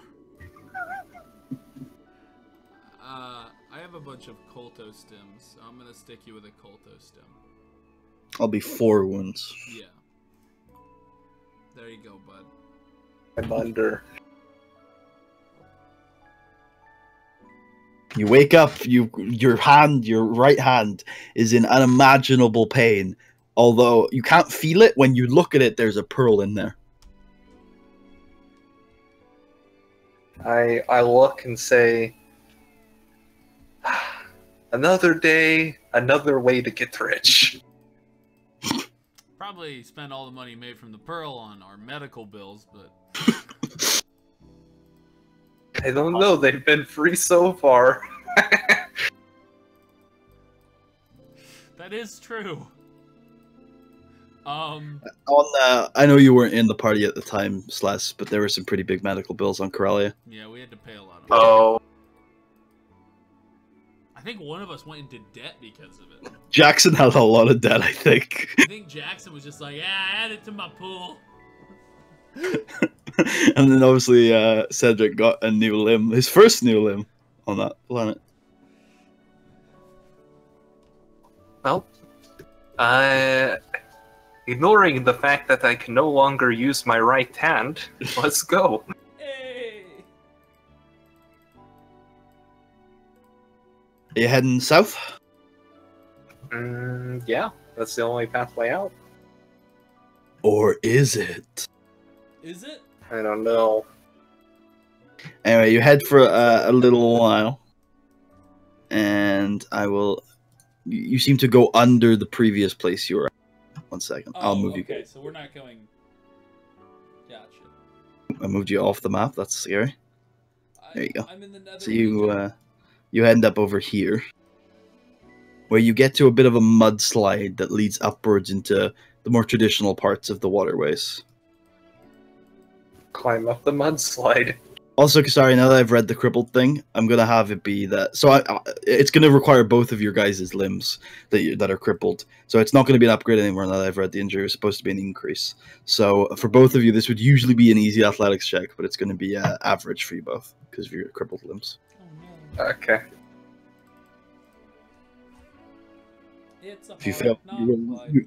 if you fail, you will comedically slide down the mud. Hey. You just, like, in 2 steps get up this thing. Heroically and excellently. So much so that you recover all your strain from your heroics. Yeah. Wow. Sorry, you just get up. Oh. Slowly. Limpidly. He just sees Slusk, like, get up in a few steps. He looks like a hero for a few seconds. And then you just kind of, like, clamber up. Like, You guys are All definitely gonna turn right up ahead, right? I can't see whether or not we're turning right up ahead. Don't spoil what you haven't revealed yet. Oh, They one can't second. see shit. Hey, there you Who go. are Is that? we? Who are we? Do you really not see what you are, sir? Oh, I see now. I see. Turn left. Turn left. We turn. Are you sure you don't want to turn right? I am more sure than I've been about anything. We turn left. But we're not sure what's down here. I just have an intuition. It's a Jedi thing. All right, you keep heading until you reach. I think it'd be Okay. funny if like Putty played map tricks on us, and it's like a swift left turn once you go down there, and it leads to like a chocolate factory. So as you reach the edge of this corridor, when you both make average vigilance checks. Oh no, we're back to this.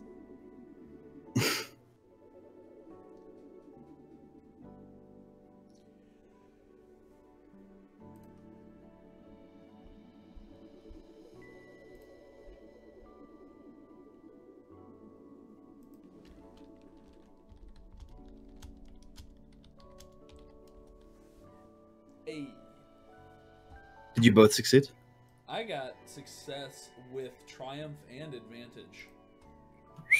Okay, so I'll say then for Sless, you can hear conversing in the next room. But Kasari, out of the corner of your eye, I'll move you up a bit. A second. Oh wait, no, that's the wrong one. The corner of your eye as you get here, you can see a little bit more than Sless can. Yeah, show me the So you, as you get up here, notice that there are two garrisons, kind of blockades of Gungans in this room that seem to be on alert and watch. And towards the edge of this, you can see what seems to be an exit to from the waterways. Like it straight up leaves the whole complex. It leaves the waterways. I'll be right back. I gotta let my cat out. Well, behind it, you can see an entrance to something. Not quite sure what it is, though. So it doesn't necessarily go to the surface. No, definitely not. In fact, you can tell from the elevation that it probably doesn't. Okay, I tell Slessy Bess. Who's AFK? Oh, should we take our 5-minute break now then? Oh, yeah, that's a good one. Okay, I'll be right back then. Okay. And I'm back.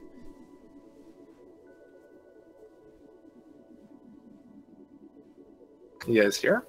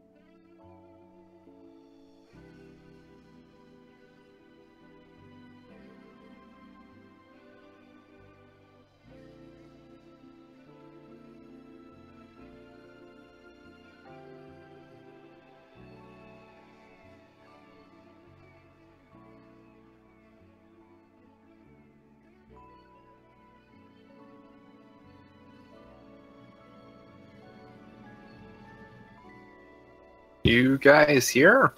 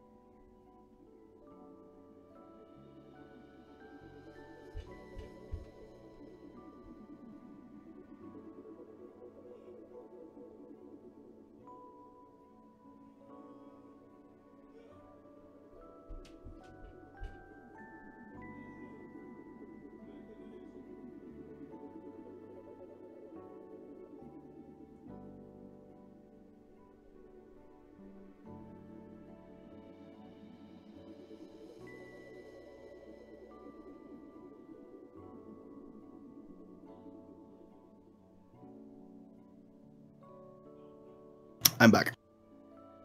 Welcome back. Is Marshall back? I don't think so. Oh, maybe. Either that or he's currently banging his head against his door, trying to figure out how to open it.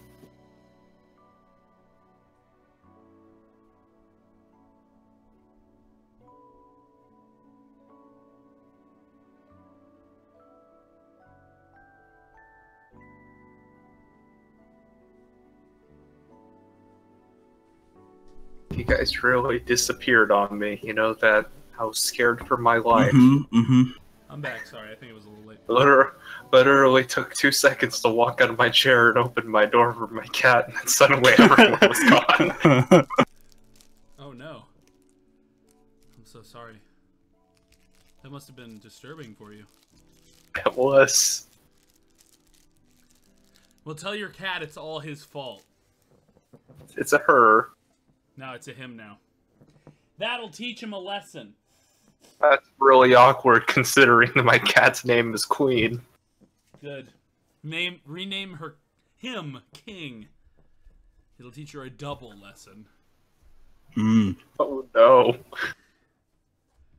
I don't think my cat cares.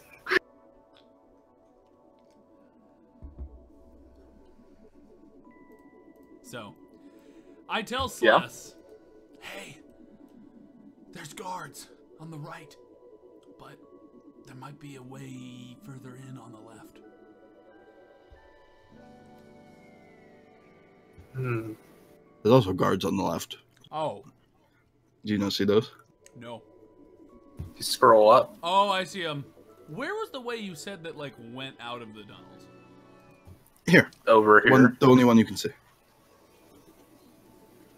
We could just try sprinting across. That's probably not a good idea. How deep is the water again? Oh, here it's just like ankle deep. Oh. Try sneaking across? Do you see perhaps any places we can, hide behind and sneak across? Do I? Either that, or we could try to outrun their vision. Maybe like this is very, like a standard stealth video game where it takes a little bit for the exclamation mark to fill up before they notice you. It seems like a very flat room. It's dark, but there doesn't seem to be anything to hide behind. Oh, it is dark though? It's not pitch, but it's darker. Yeah. The only light is coming from the guards on the exit. Yeah, does that mean that it's possible that we could try to sneak through You certainly into the could exit? you could always try to sneak. Just to be a roll. Okay. Yeah, I guess I'm gonna do that. Do you have any other suggestions, Marshall? Nope. Okay. All right. When you both make a hard stealth check with boost from the darkness. The dog.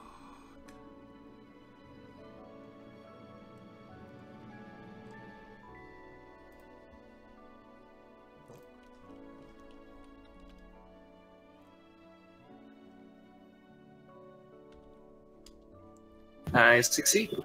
I began typing the command for rolling into the Roll20 chat. And then it's like, that's not how this works, Goofy. Charles used to do it all the time in the original campaign. Or maybe it was Ben. Not gonna lie. I don't think I have as good of a chance of succeeding as you, buddy. I pray for you. He's a stalker. Yeah. I'm gonna flip Destiny to upgrade Kasari's check. Fuck! No! You shouldn't have said anything, Marshall. You should have just been quiet and accepted your fate. Oh, well. The upgrade did nothing. It was my own incompetence. So, Slash, I'm gonna get you across. I'm gonna reveal probably the whole room, actually, since you've been having a look at it. Kasari, at around this stage, you kind of limp a little bit on your leg and cause anywhere across. you kind of make a big splash in the water, and the guards train their Atlantals on you, and the two main ones begin to walk forwards towards you. I'm not gonna try to initiate combat here. I'm gonna raise my hands up. Slash, you can try to stay stealth if you want. In fact, I nod and disappear into the shadows. Okay, if you raise your hands up, then what they're gonna do is they're gonna act a little bit less aggressive to you. However, they're gonna begin moving like this. There you go. They don't begin approaching you, they just hold this formation.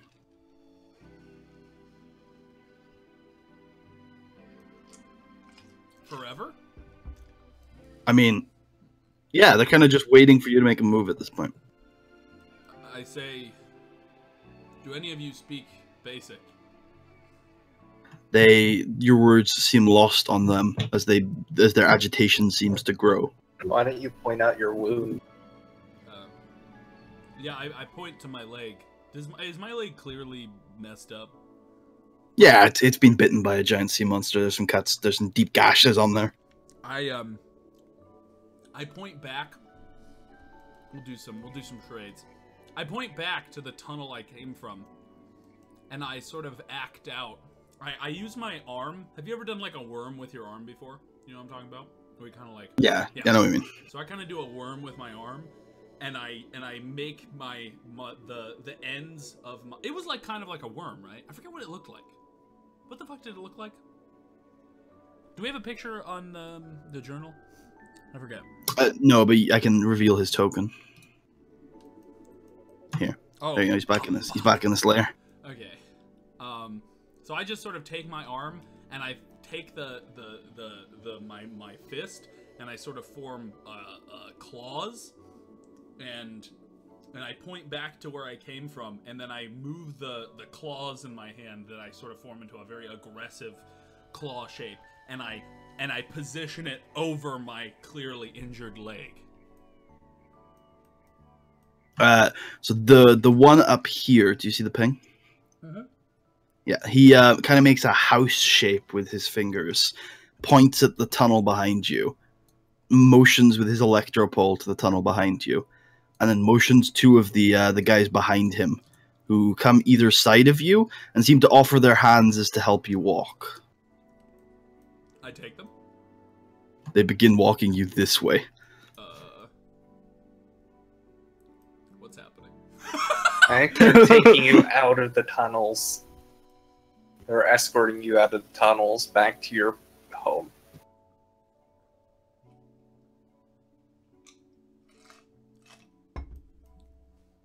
Do you let them? Fuck it, yeah, sure. Okay, so when you get to, Have so I'm fun on your solo mission, plus. I'm gonna go through this quite quickly because I mean, there's so many of them, and yeah, I think we could theoretically take them, but with the condition we're in, I don't want to lose any more limbs. you get to about here where they put their finger. No. I start heading back as soon as I notice where we are. they kind of they like wave their hands downwards like trying to shear you, and then they put their fingers to their lips and start slowly edging around here. And then they edge all the way. Actually, no, they edge downwards.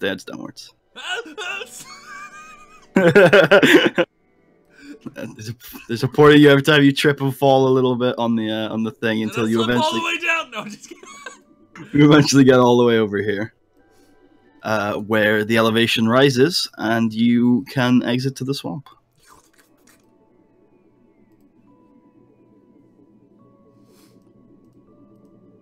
You are out in the swamp. What are you up to once you're out there? Jesus. What are you doing? I mean, I don't know. Kasari needs to be able to sneak better. I need to go to sneaky school. You know, that's a couple tips from Sluss. that's a healthy reaction to failing a stealth check. But the thing is, I know I'm not gonna, so I'm just doomed to be the goofy person I am.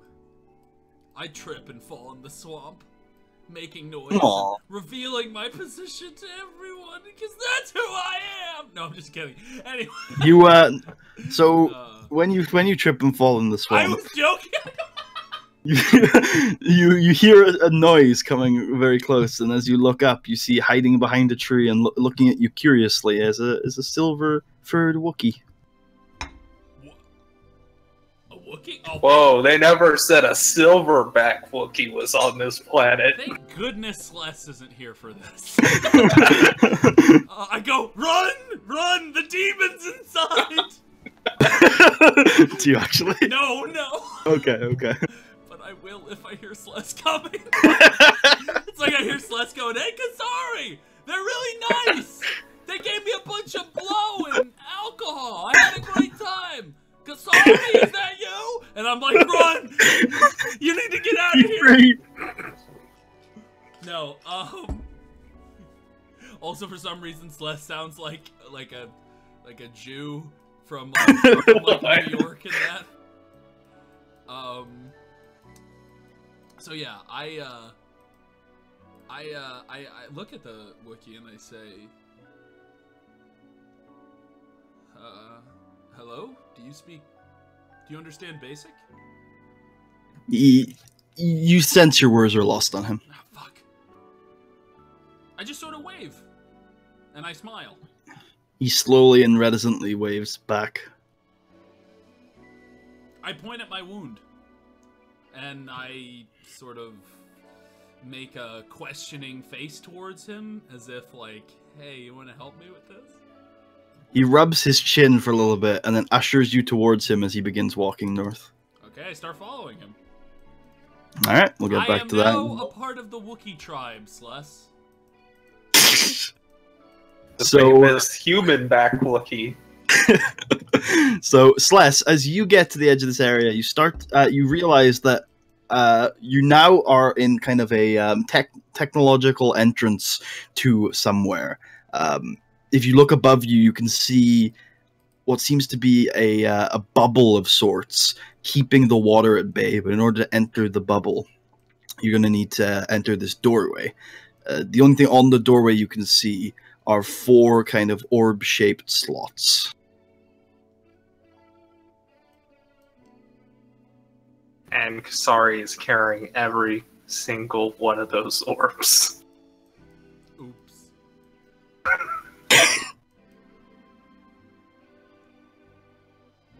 I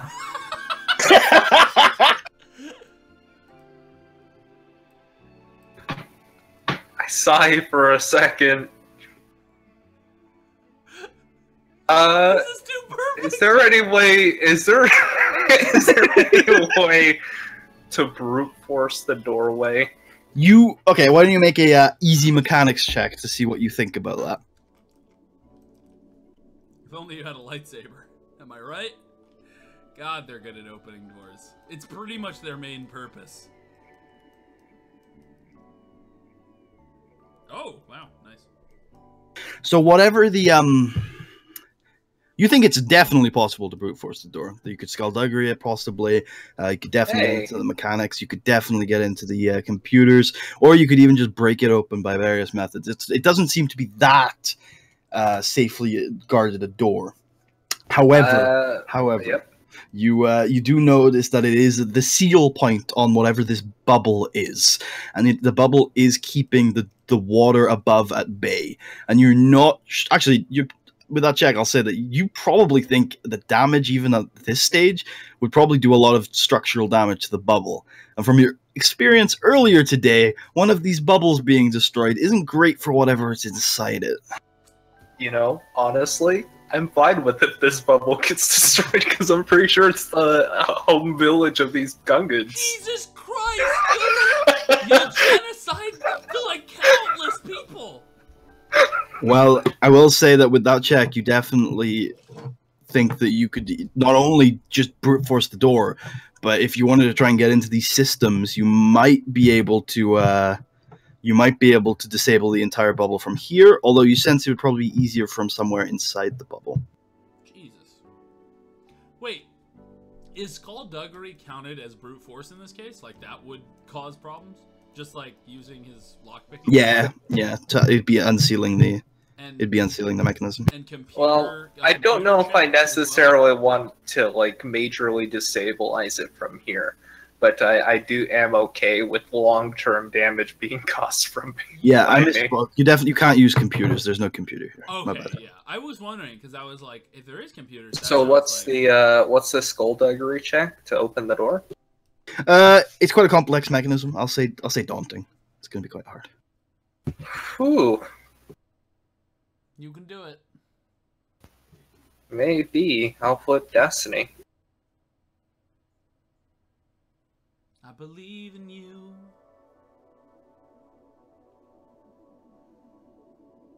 Oh, triumph. Ooh.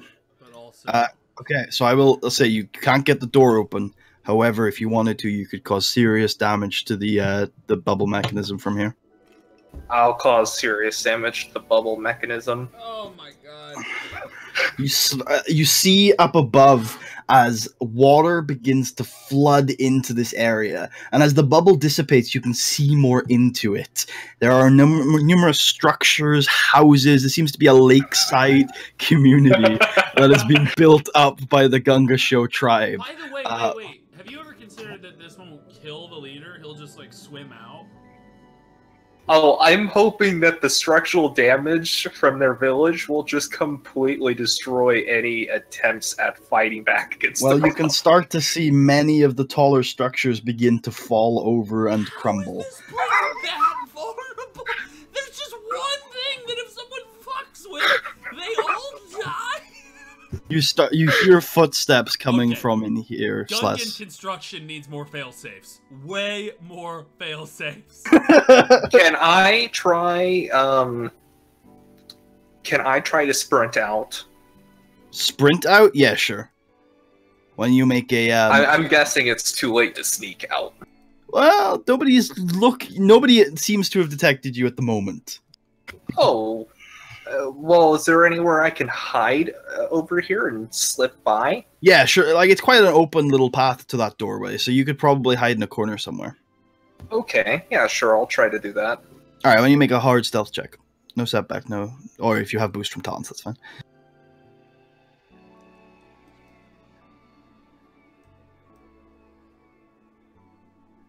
Phew.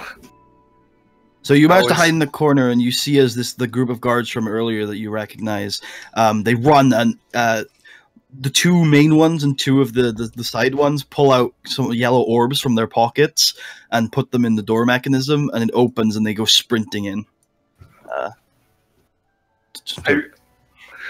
I begin to leave. Okay, mark your path for me. Well, I guess I'm gonna go down this way. Would you know the And I'd probably see where this path goes, and seeing it go into the pool, I would know this going back this way. I could just. Oh yeah, by the way, there is a path here. Oh, there is. You could check out. Yeah, sure. Why don't I go up to this path? I'd rather go up here than go back into the pool area. All right. Well, after walking up it and walking to the side, you end up Those Gunkins were nice. They helped me out. in familiar territory. I mean, sure, they're very isolationist, but you know, who isn't? Oh. Um, Have we been where in does this here? way lead? No, Alright. I guess. You keep heading down here when you make a average vigilance check. Oh, God. This is such a maze, buddy. Such a maze. This took a surprisingly long time to make. That doesn't Actually. surprise me at all. Oh. It's very complicated. Yep. I don't even. Yeah, you notice a tripwire on the floor. Did you make this I, one in paint? No, I made this one in Photoshop. Okay. That makes I avoid the tripwire and make note of it. Yeah, you can step mentally, over it. and then I head further down. In here, you find another one of those yellow orangish orbs. Oh. Find some more of that plant, Uh-huh. and then you also find something else. Let me just check what it is. Good God. I love when you get back, they're going to be like, oh, how'd it go? No matter what you didn't destroy their whole village, right? Any You also other find- result would be acceptable. Another one of those cloaking mechanisms. Oh. As long as their Interesting. culture and their people remain intact. Am I right? It's less. Well, I decide to leave it. All that stuff, I don't need it. Okay. And this is just the impassable area. Yep, bunch of impassable rocks. So, did I notice the other exit way over here? Over where? No, In the pool area. you wouldn't have noticed that. Well, I That's do weird, walk though. over here to see if I see anything. Oh, yeah, there's this thing. What's the deal with this? This is very deep and filled with mines, probably intraversible. Oh. Probably, though. You keep saying that. Why don't you put it on the map? I walk over here. What do I see?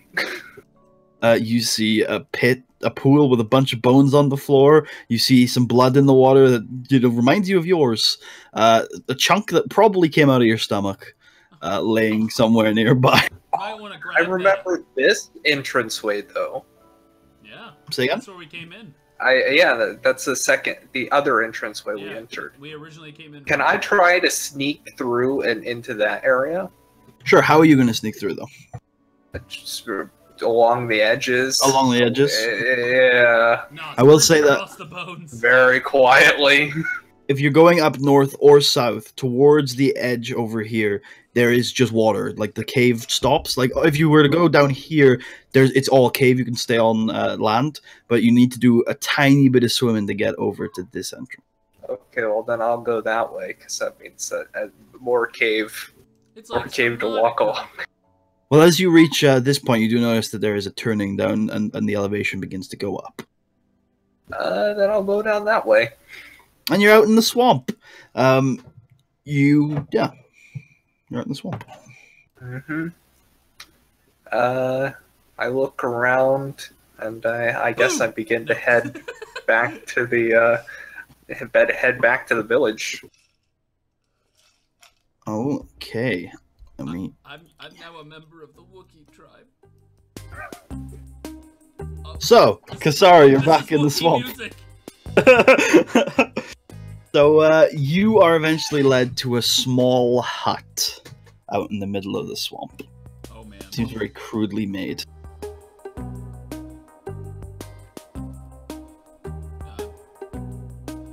The Wookiee walks in and leaves the door open. I head inside.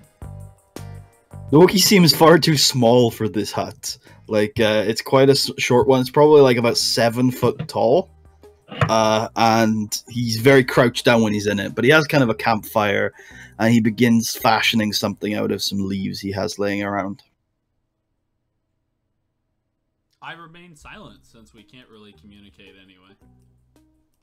After a little while, he puts some liquid he's been putting on the campfire onto the leaves and begins wrapping them around your leg.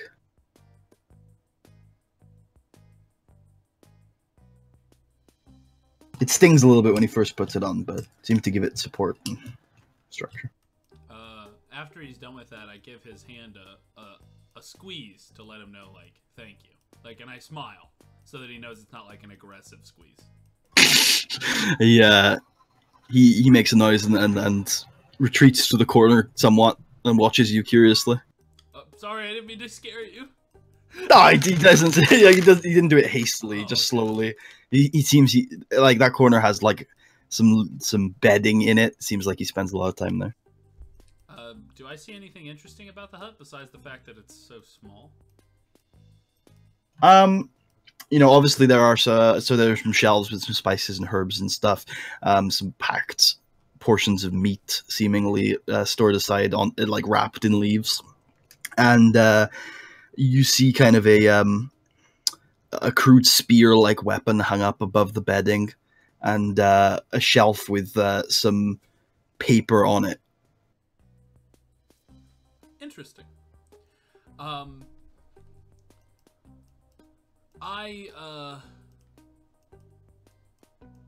I feel like I could walk?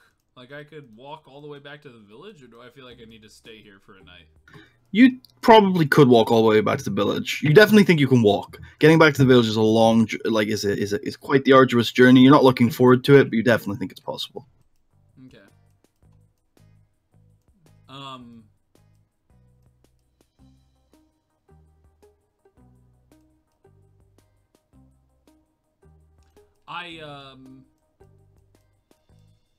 I stand up. Actually, I'll take this moment to explore that last echo.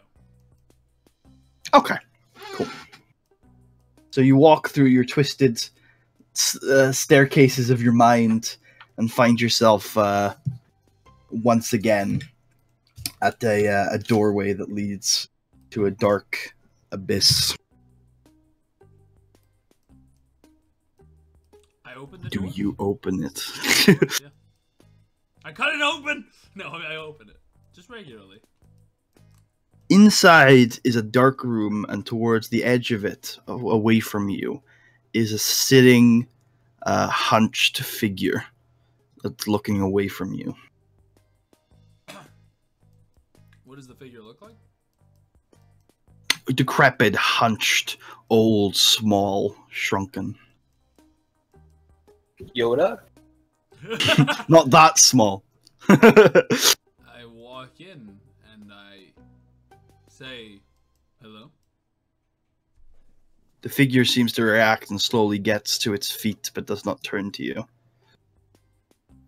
Who are you? Does not respond. It merely reaches to its waist for a lightsaber hilt. Whoa, what? I say, are you the Emperor? His shadow? The figure does not respond, but it unhooks the lightsaber hilt from its hip. I do the same. Without touching them, two more lightsabers seem to float from his waist and into the air. That's not good.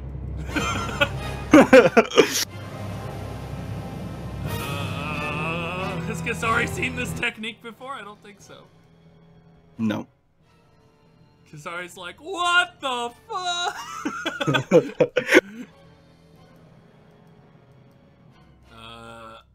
I say, I don't wish to fight you, but I will if I must. Turns. You see a younger version of a face that seems familiar to you, although still scarred and wrinkled. The face of the one you knew as Merkava. I thought you said it was old and decrepit. Now it's young? It's younger than you know. But it's still old and decrepit. It's still old and decrepit, yeah. Oh my god, Merkava's so fucked up. Hey.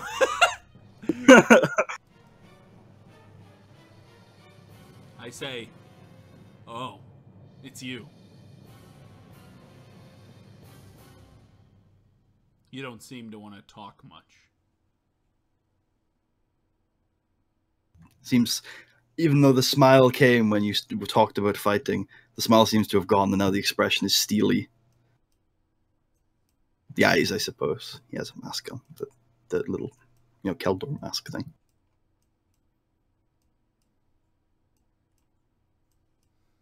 I wonder where you are right now, out there, in the real world. The figure begins to take a fighting stance. I do the same. I begin to prowl around the figure. It stays stationary, allowing you to prowl.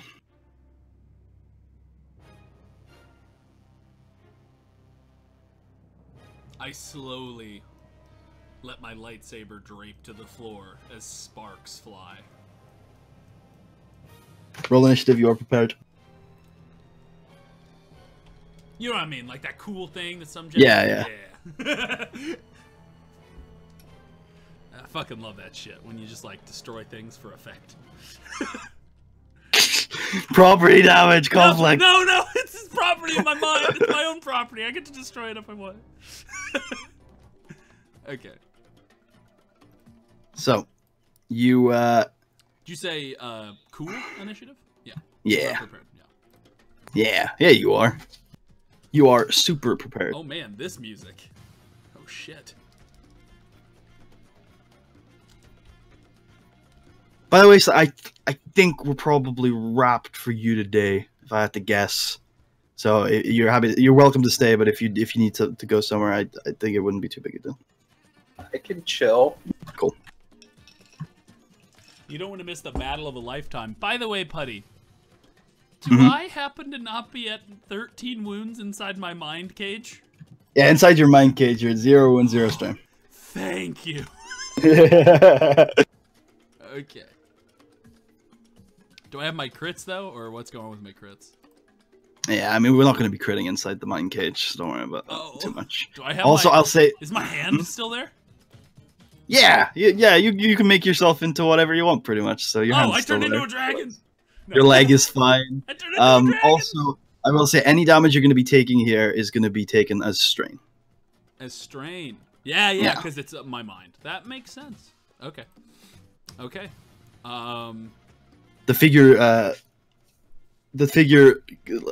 doesn't seem to move. Again, steely and cold as the two lightsabers that were at their side, moving without being touched, hone in on you and start to strike. This may be a problem. What's your... I don't think you have any melee defense, right? I don't. Stroke me now. Yes.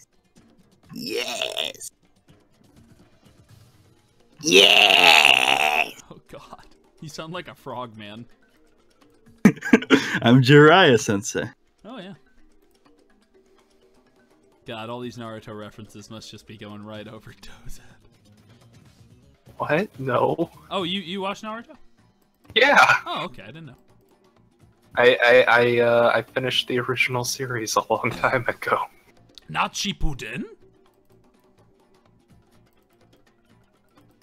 Sounds like a no, and he doesn't want to talk about it. Wow. Wow. All right. Well, you take 9 damage. Okay.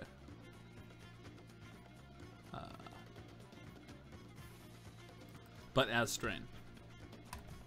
Indeed. Do you have parry? I don't. Okay. I'm gonna mind bleed. Oh, cool. You can do that with strain? I assumed I could in this case because all damage is being taken as strain, but I guess... No, sure. It's in your mind. Yeah. Like, that was what I would... Normally, I wouldn't be able to. But I thought since we're kind of, like, converting all wounds to strain that I could kind of count that. Sure. You take 1 conflict for using it, and you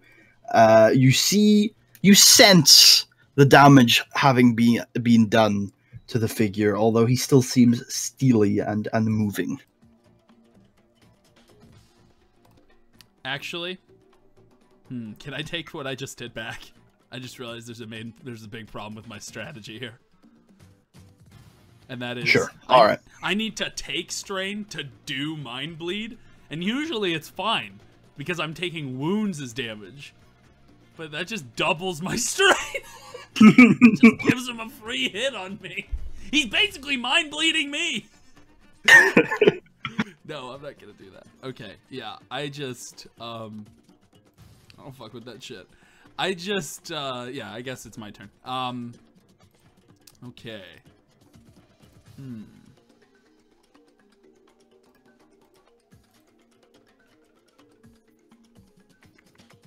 Fuck this guy up. What are you gonna do? You know. Nope. No? Oh, sorry. Yeah. Nope. What are you doing?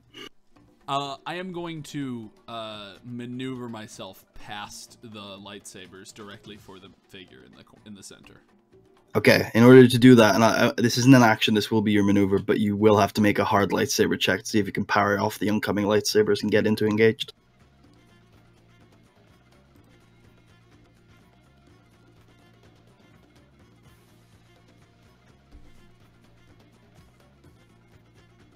And I'll upgrade the check. Good, because I needed that. Awesome. For the kids. Yeah.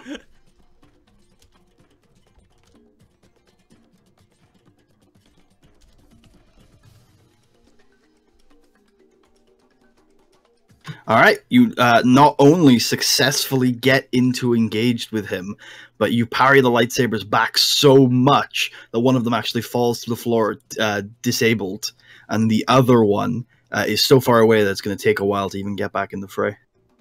Excellent. I strike You take at him. you do take one strain though. Actually, no, you take one wound Okay. as wounds. Okay. I strike at him. Okay. He has without his sabers, I'm gonna say he has two melee defense. Hey.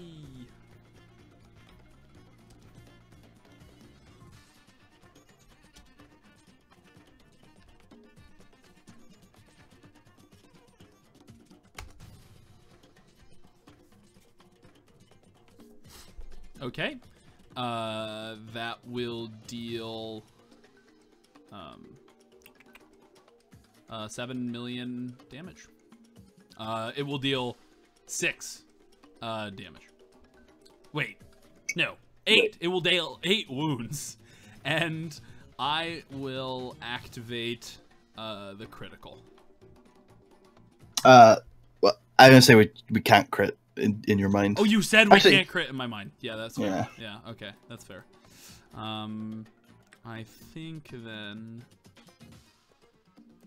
I think Sunder doesn't work on lightsabers. Not on lightsabers, no. You need like It'd work on his armor though, I think.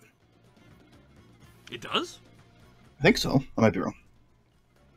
I'll let you do it today. Sure, fuck it. mind. We can look it up later. I activate Sunder. I think it's 2 advantage to activate Sunder. It's fine. I mean, either way, I'll just clearly say it because when you came in for him, he didn't bother to raise his lightsaber to try and parry. He just stiffened up his shoulder and took your strike directly to it. You break open the armor garment, and clearly his defense is not going to be there next time you try to strike. Wow, this guy's nuts. Just took 8 wounds like a champ. Okay. What is going on in your mind, Marshall? I don't fucking know, man. It's nuts. Okay. That's the end of my turn. Okay. He looks at you. Now, again, the steely emotion replaced with a wry smile, and his eyes light up with anger and evil, and he is going to flip a destiny die to use Force Unleash as a maneuver. Oh yeah, this dude's a straight up asshole. Which I believe is going to be discipline.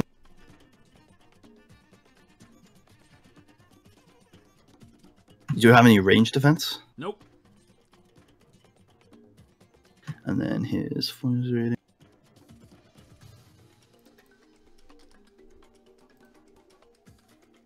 So he is going to deal. Oh, that shouldn't be too bad. No, I don't think so either. Let me just make sure. 100 damage. 1 million damage. Oh, damage! Damage! He kills me with French lightning. The most evil of all lightning. Yes. Okay, let me just open it up to make sure, see what upgrades he's going to be using.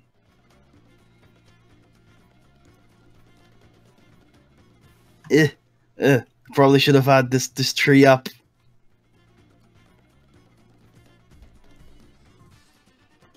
Alright, yeah, he can use strength. 2. Okay, so it's gonna be 4 extra. So it's gonna be, you can soak this, and it's gonna be 10 damage.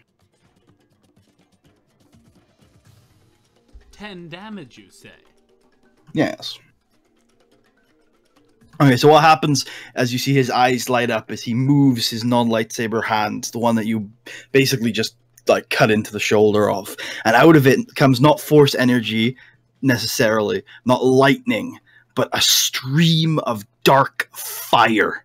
Fire mixed in with dark energy swirls around you. And he's going to use that 5 advantage to push you back into short range. He's gonna fire off as his action another one. What? Because that was his maneuver. Oh no! With Destiny. Marshall gets killed in his own mind. So you can only activate the power this time. So it's going to be 7, and you can soak this. Hey. Another rain of fire comes down you, and it pushes you back to medium range.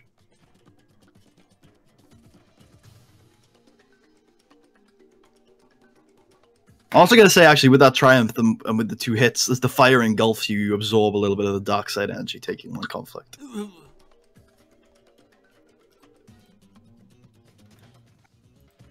How do you react to the sight of seeing force fire?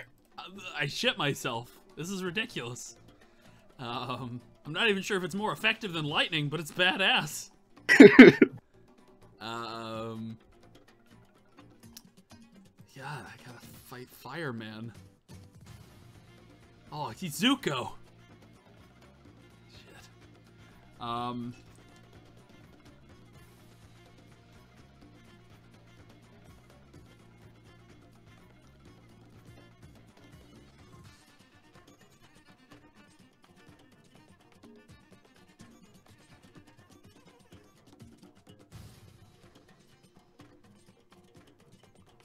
Okay, I am going to go in for another strike with my lightsaber and also activate Ebb. Actually, Flow. It is going to take 2 strain to get into engage with him, since he pushed you back to medium range. I thought you said short. Oh, he pushed me back a second time. Twice, yeah. This asshole. Very well. Okay, take the 2 strain, you go in, you activate your ebb, so roll your check. He has no defense anymore, so it's just going to be 2 difficulty. And I won't upgrade it since you have 2 points. I think that's a reasonable flow. Yeah. Or a reasonable ebb.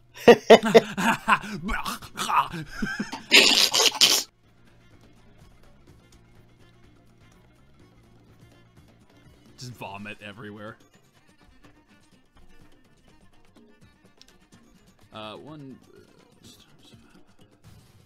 He says 2 difficulty? Yeah, okay. Yeah.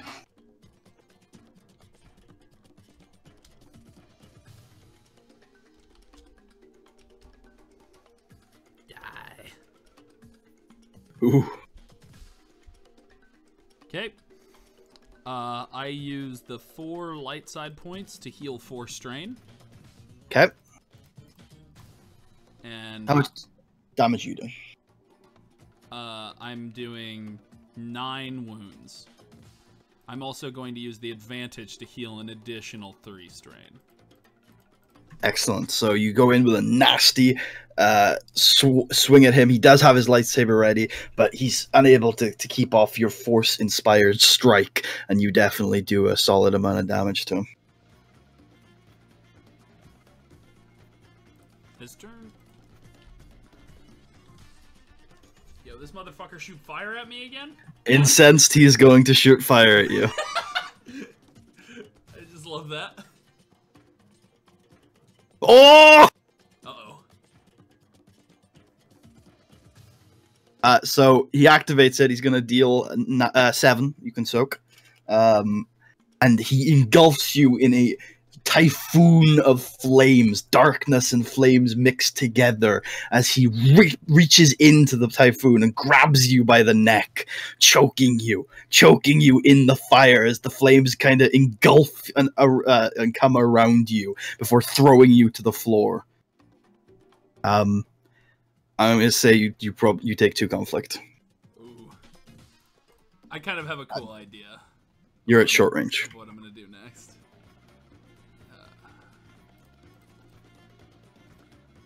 So, I like to think that Kasari is like, she's pissed because this dude's shooting fire at her and shit. And also, he keeps like slowly like corrupting her, and it's been such a dark day for her. I'm gonna activate Bind. I think I'm gonna force choke him.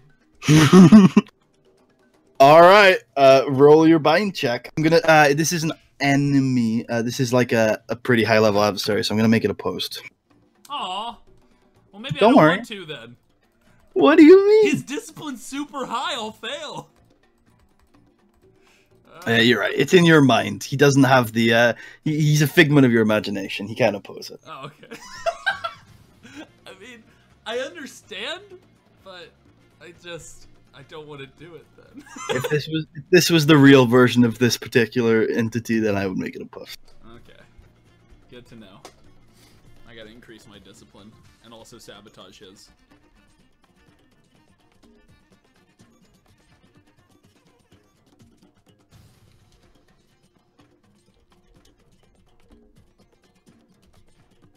Yes! Oh man.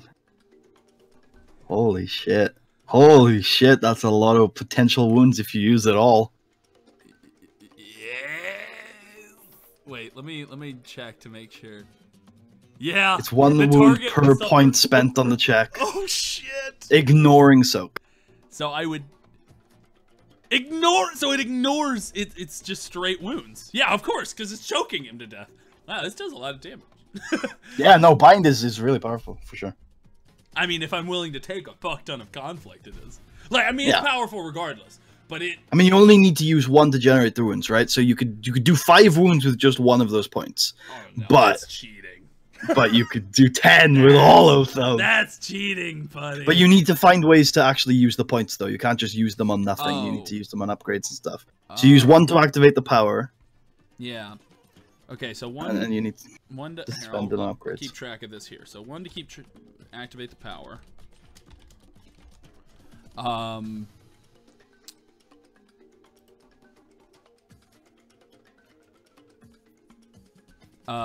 to disorient. So he'll be disoriented for 3 rounds. Mhm. So he'll have a setback to everything he does. How far am I away? Short. Damn it! I don't have to upgrade the range bands then. You can, though. I will let you do it. Oh, okay. Yeah. Ooh, no! I know what I'm gonna do. I can spend Yeah. 1 force point to move the target 1 range band closer, so I could choke him, pull him towards me, and then cut him in half. Fuck, that's awesome. Okay, I forgot I had that power. Okay, so spend 1 point to move closer. Oh man. Okay. I'll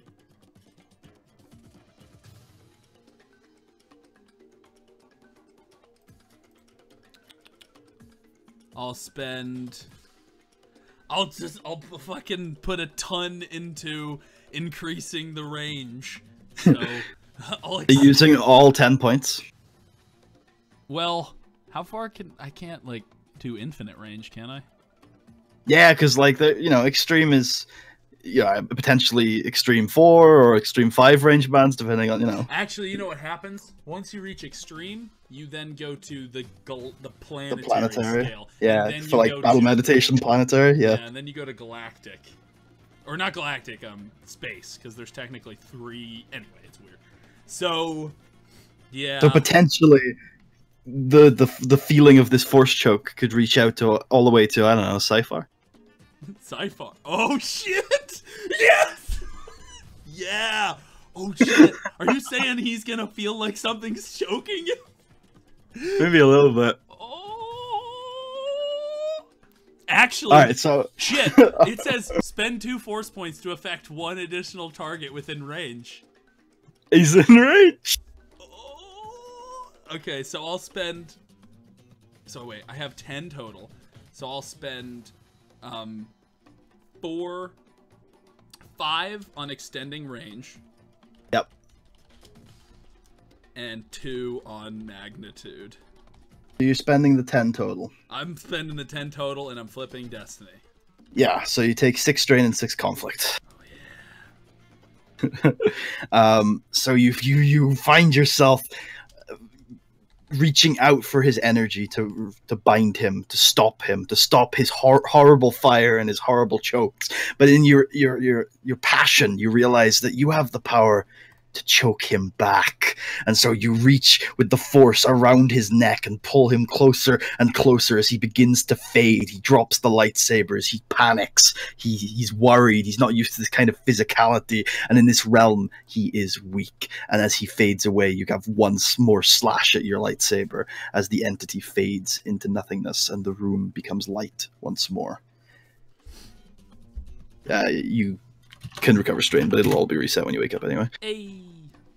Your mind is filled with images of a battlefield and people fighting with lightsabers. You can't tell exactly whether you're watching Sith or Jedi, but every now and then a Jedi or a Sith is struck and hurt, and someone else on the battlefield sheathes their lightsabers so they may use the Force to get them going again.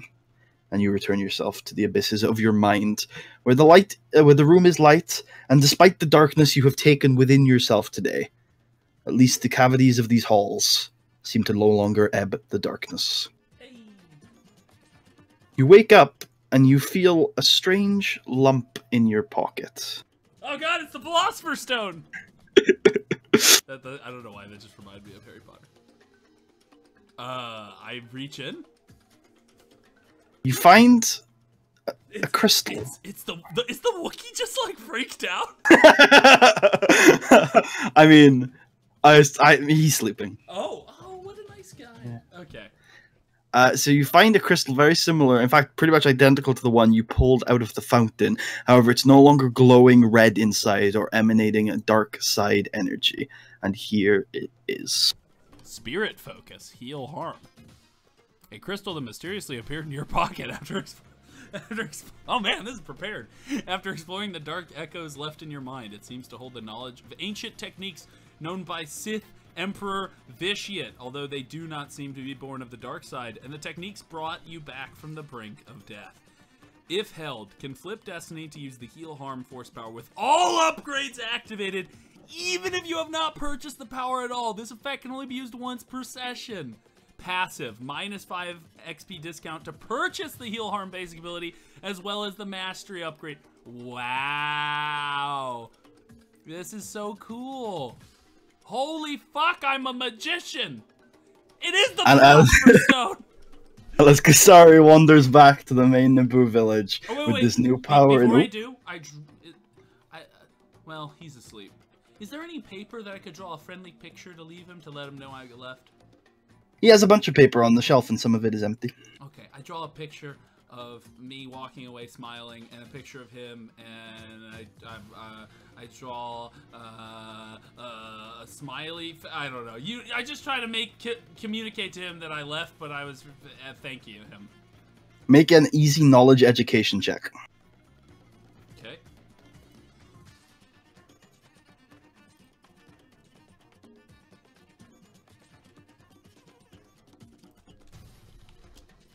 I'm gonna fail, and it's just gonna be the most grotesque shit.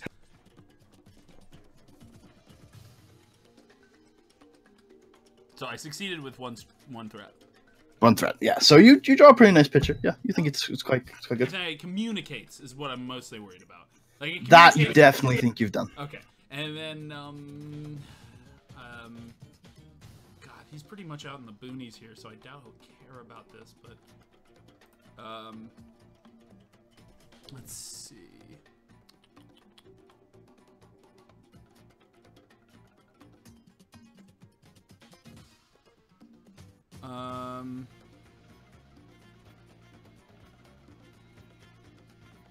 I leave him a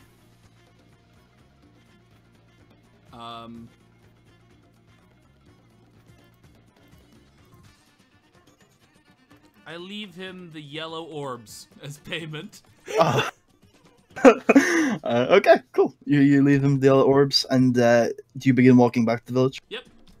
Well, as Kasaria begins walking back to the village, her new powerful stone in hand, we will find out if this group can get off of Naboo with a fresh new ship, and whether that stone will be enough to combat the newfound powers of the dark side entities that are out there in the universe. But we find all that out next time on Dunes of Utapau. Yo. This week. Yo. I'm now a magician. Uh-huh. I need to look at heal and harm. It's been a while since I've checked it. Who's doing the outro this week, or did you just count that as the outro? Oh, sorry, yeah. So, take us out. It was an interesting session today, and we'll see whether or not Marshall learns how to heal his way out of all the situations, and whether or not Sless just destroyed an entire civilization. Soon, or not, who knows. See you later.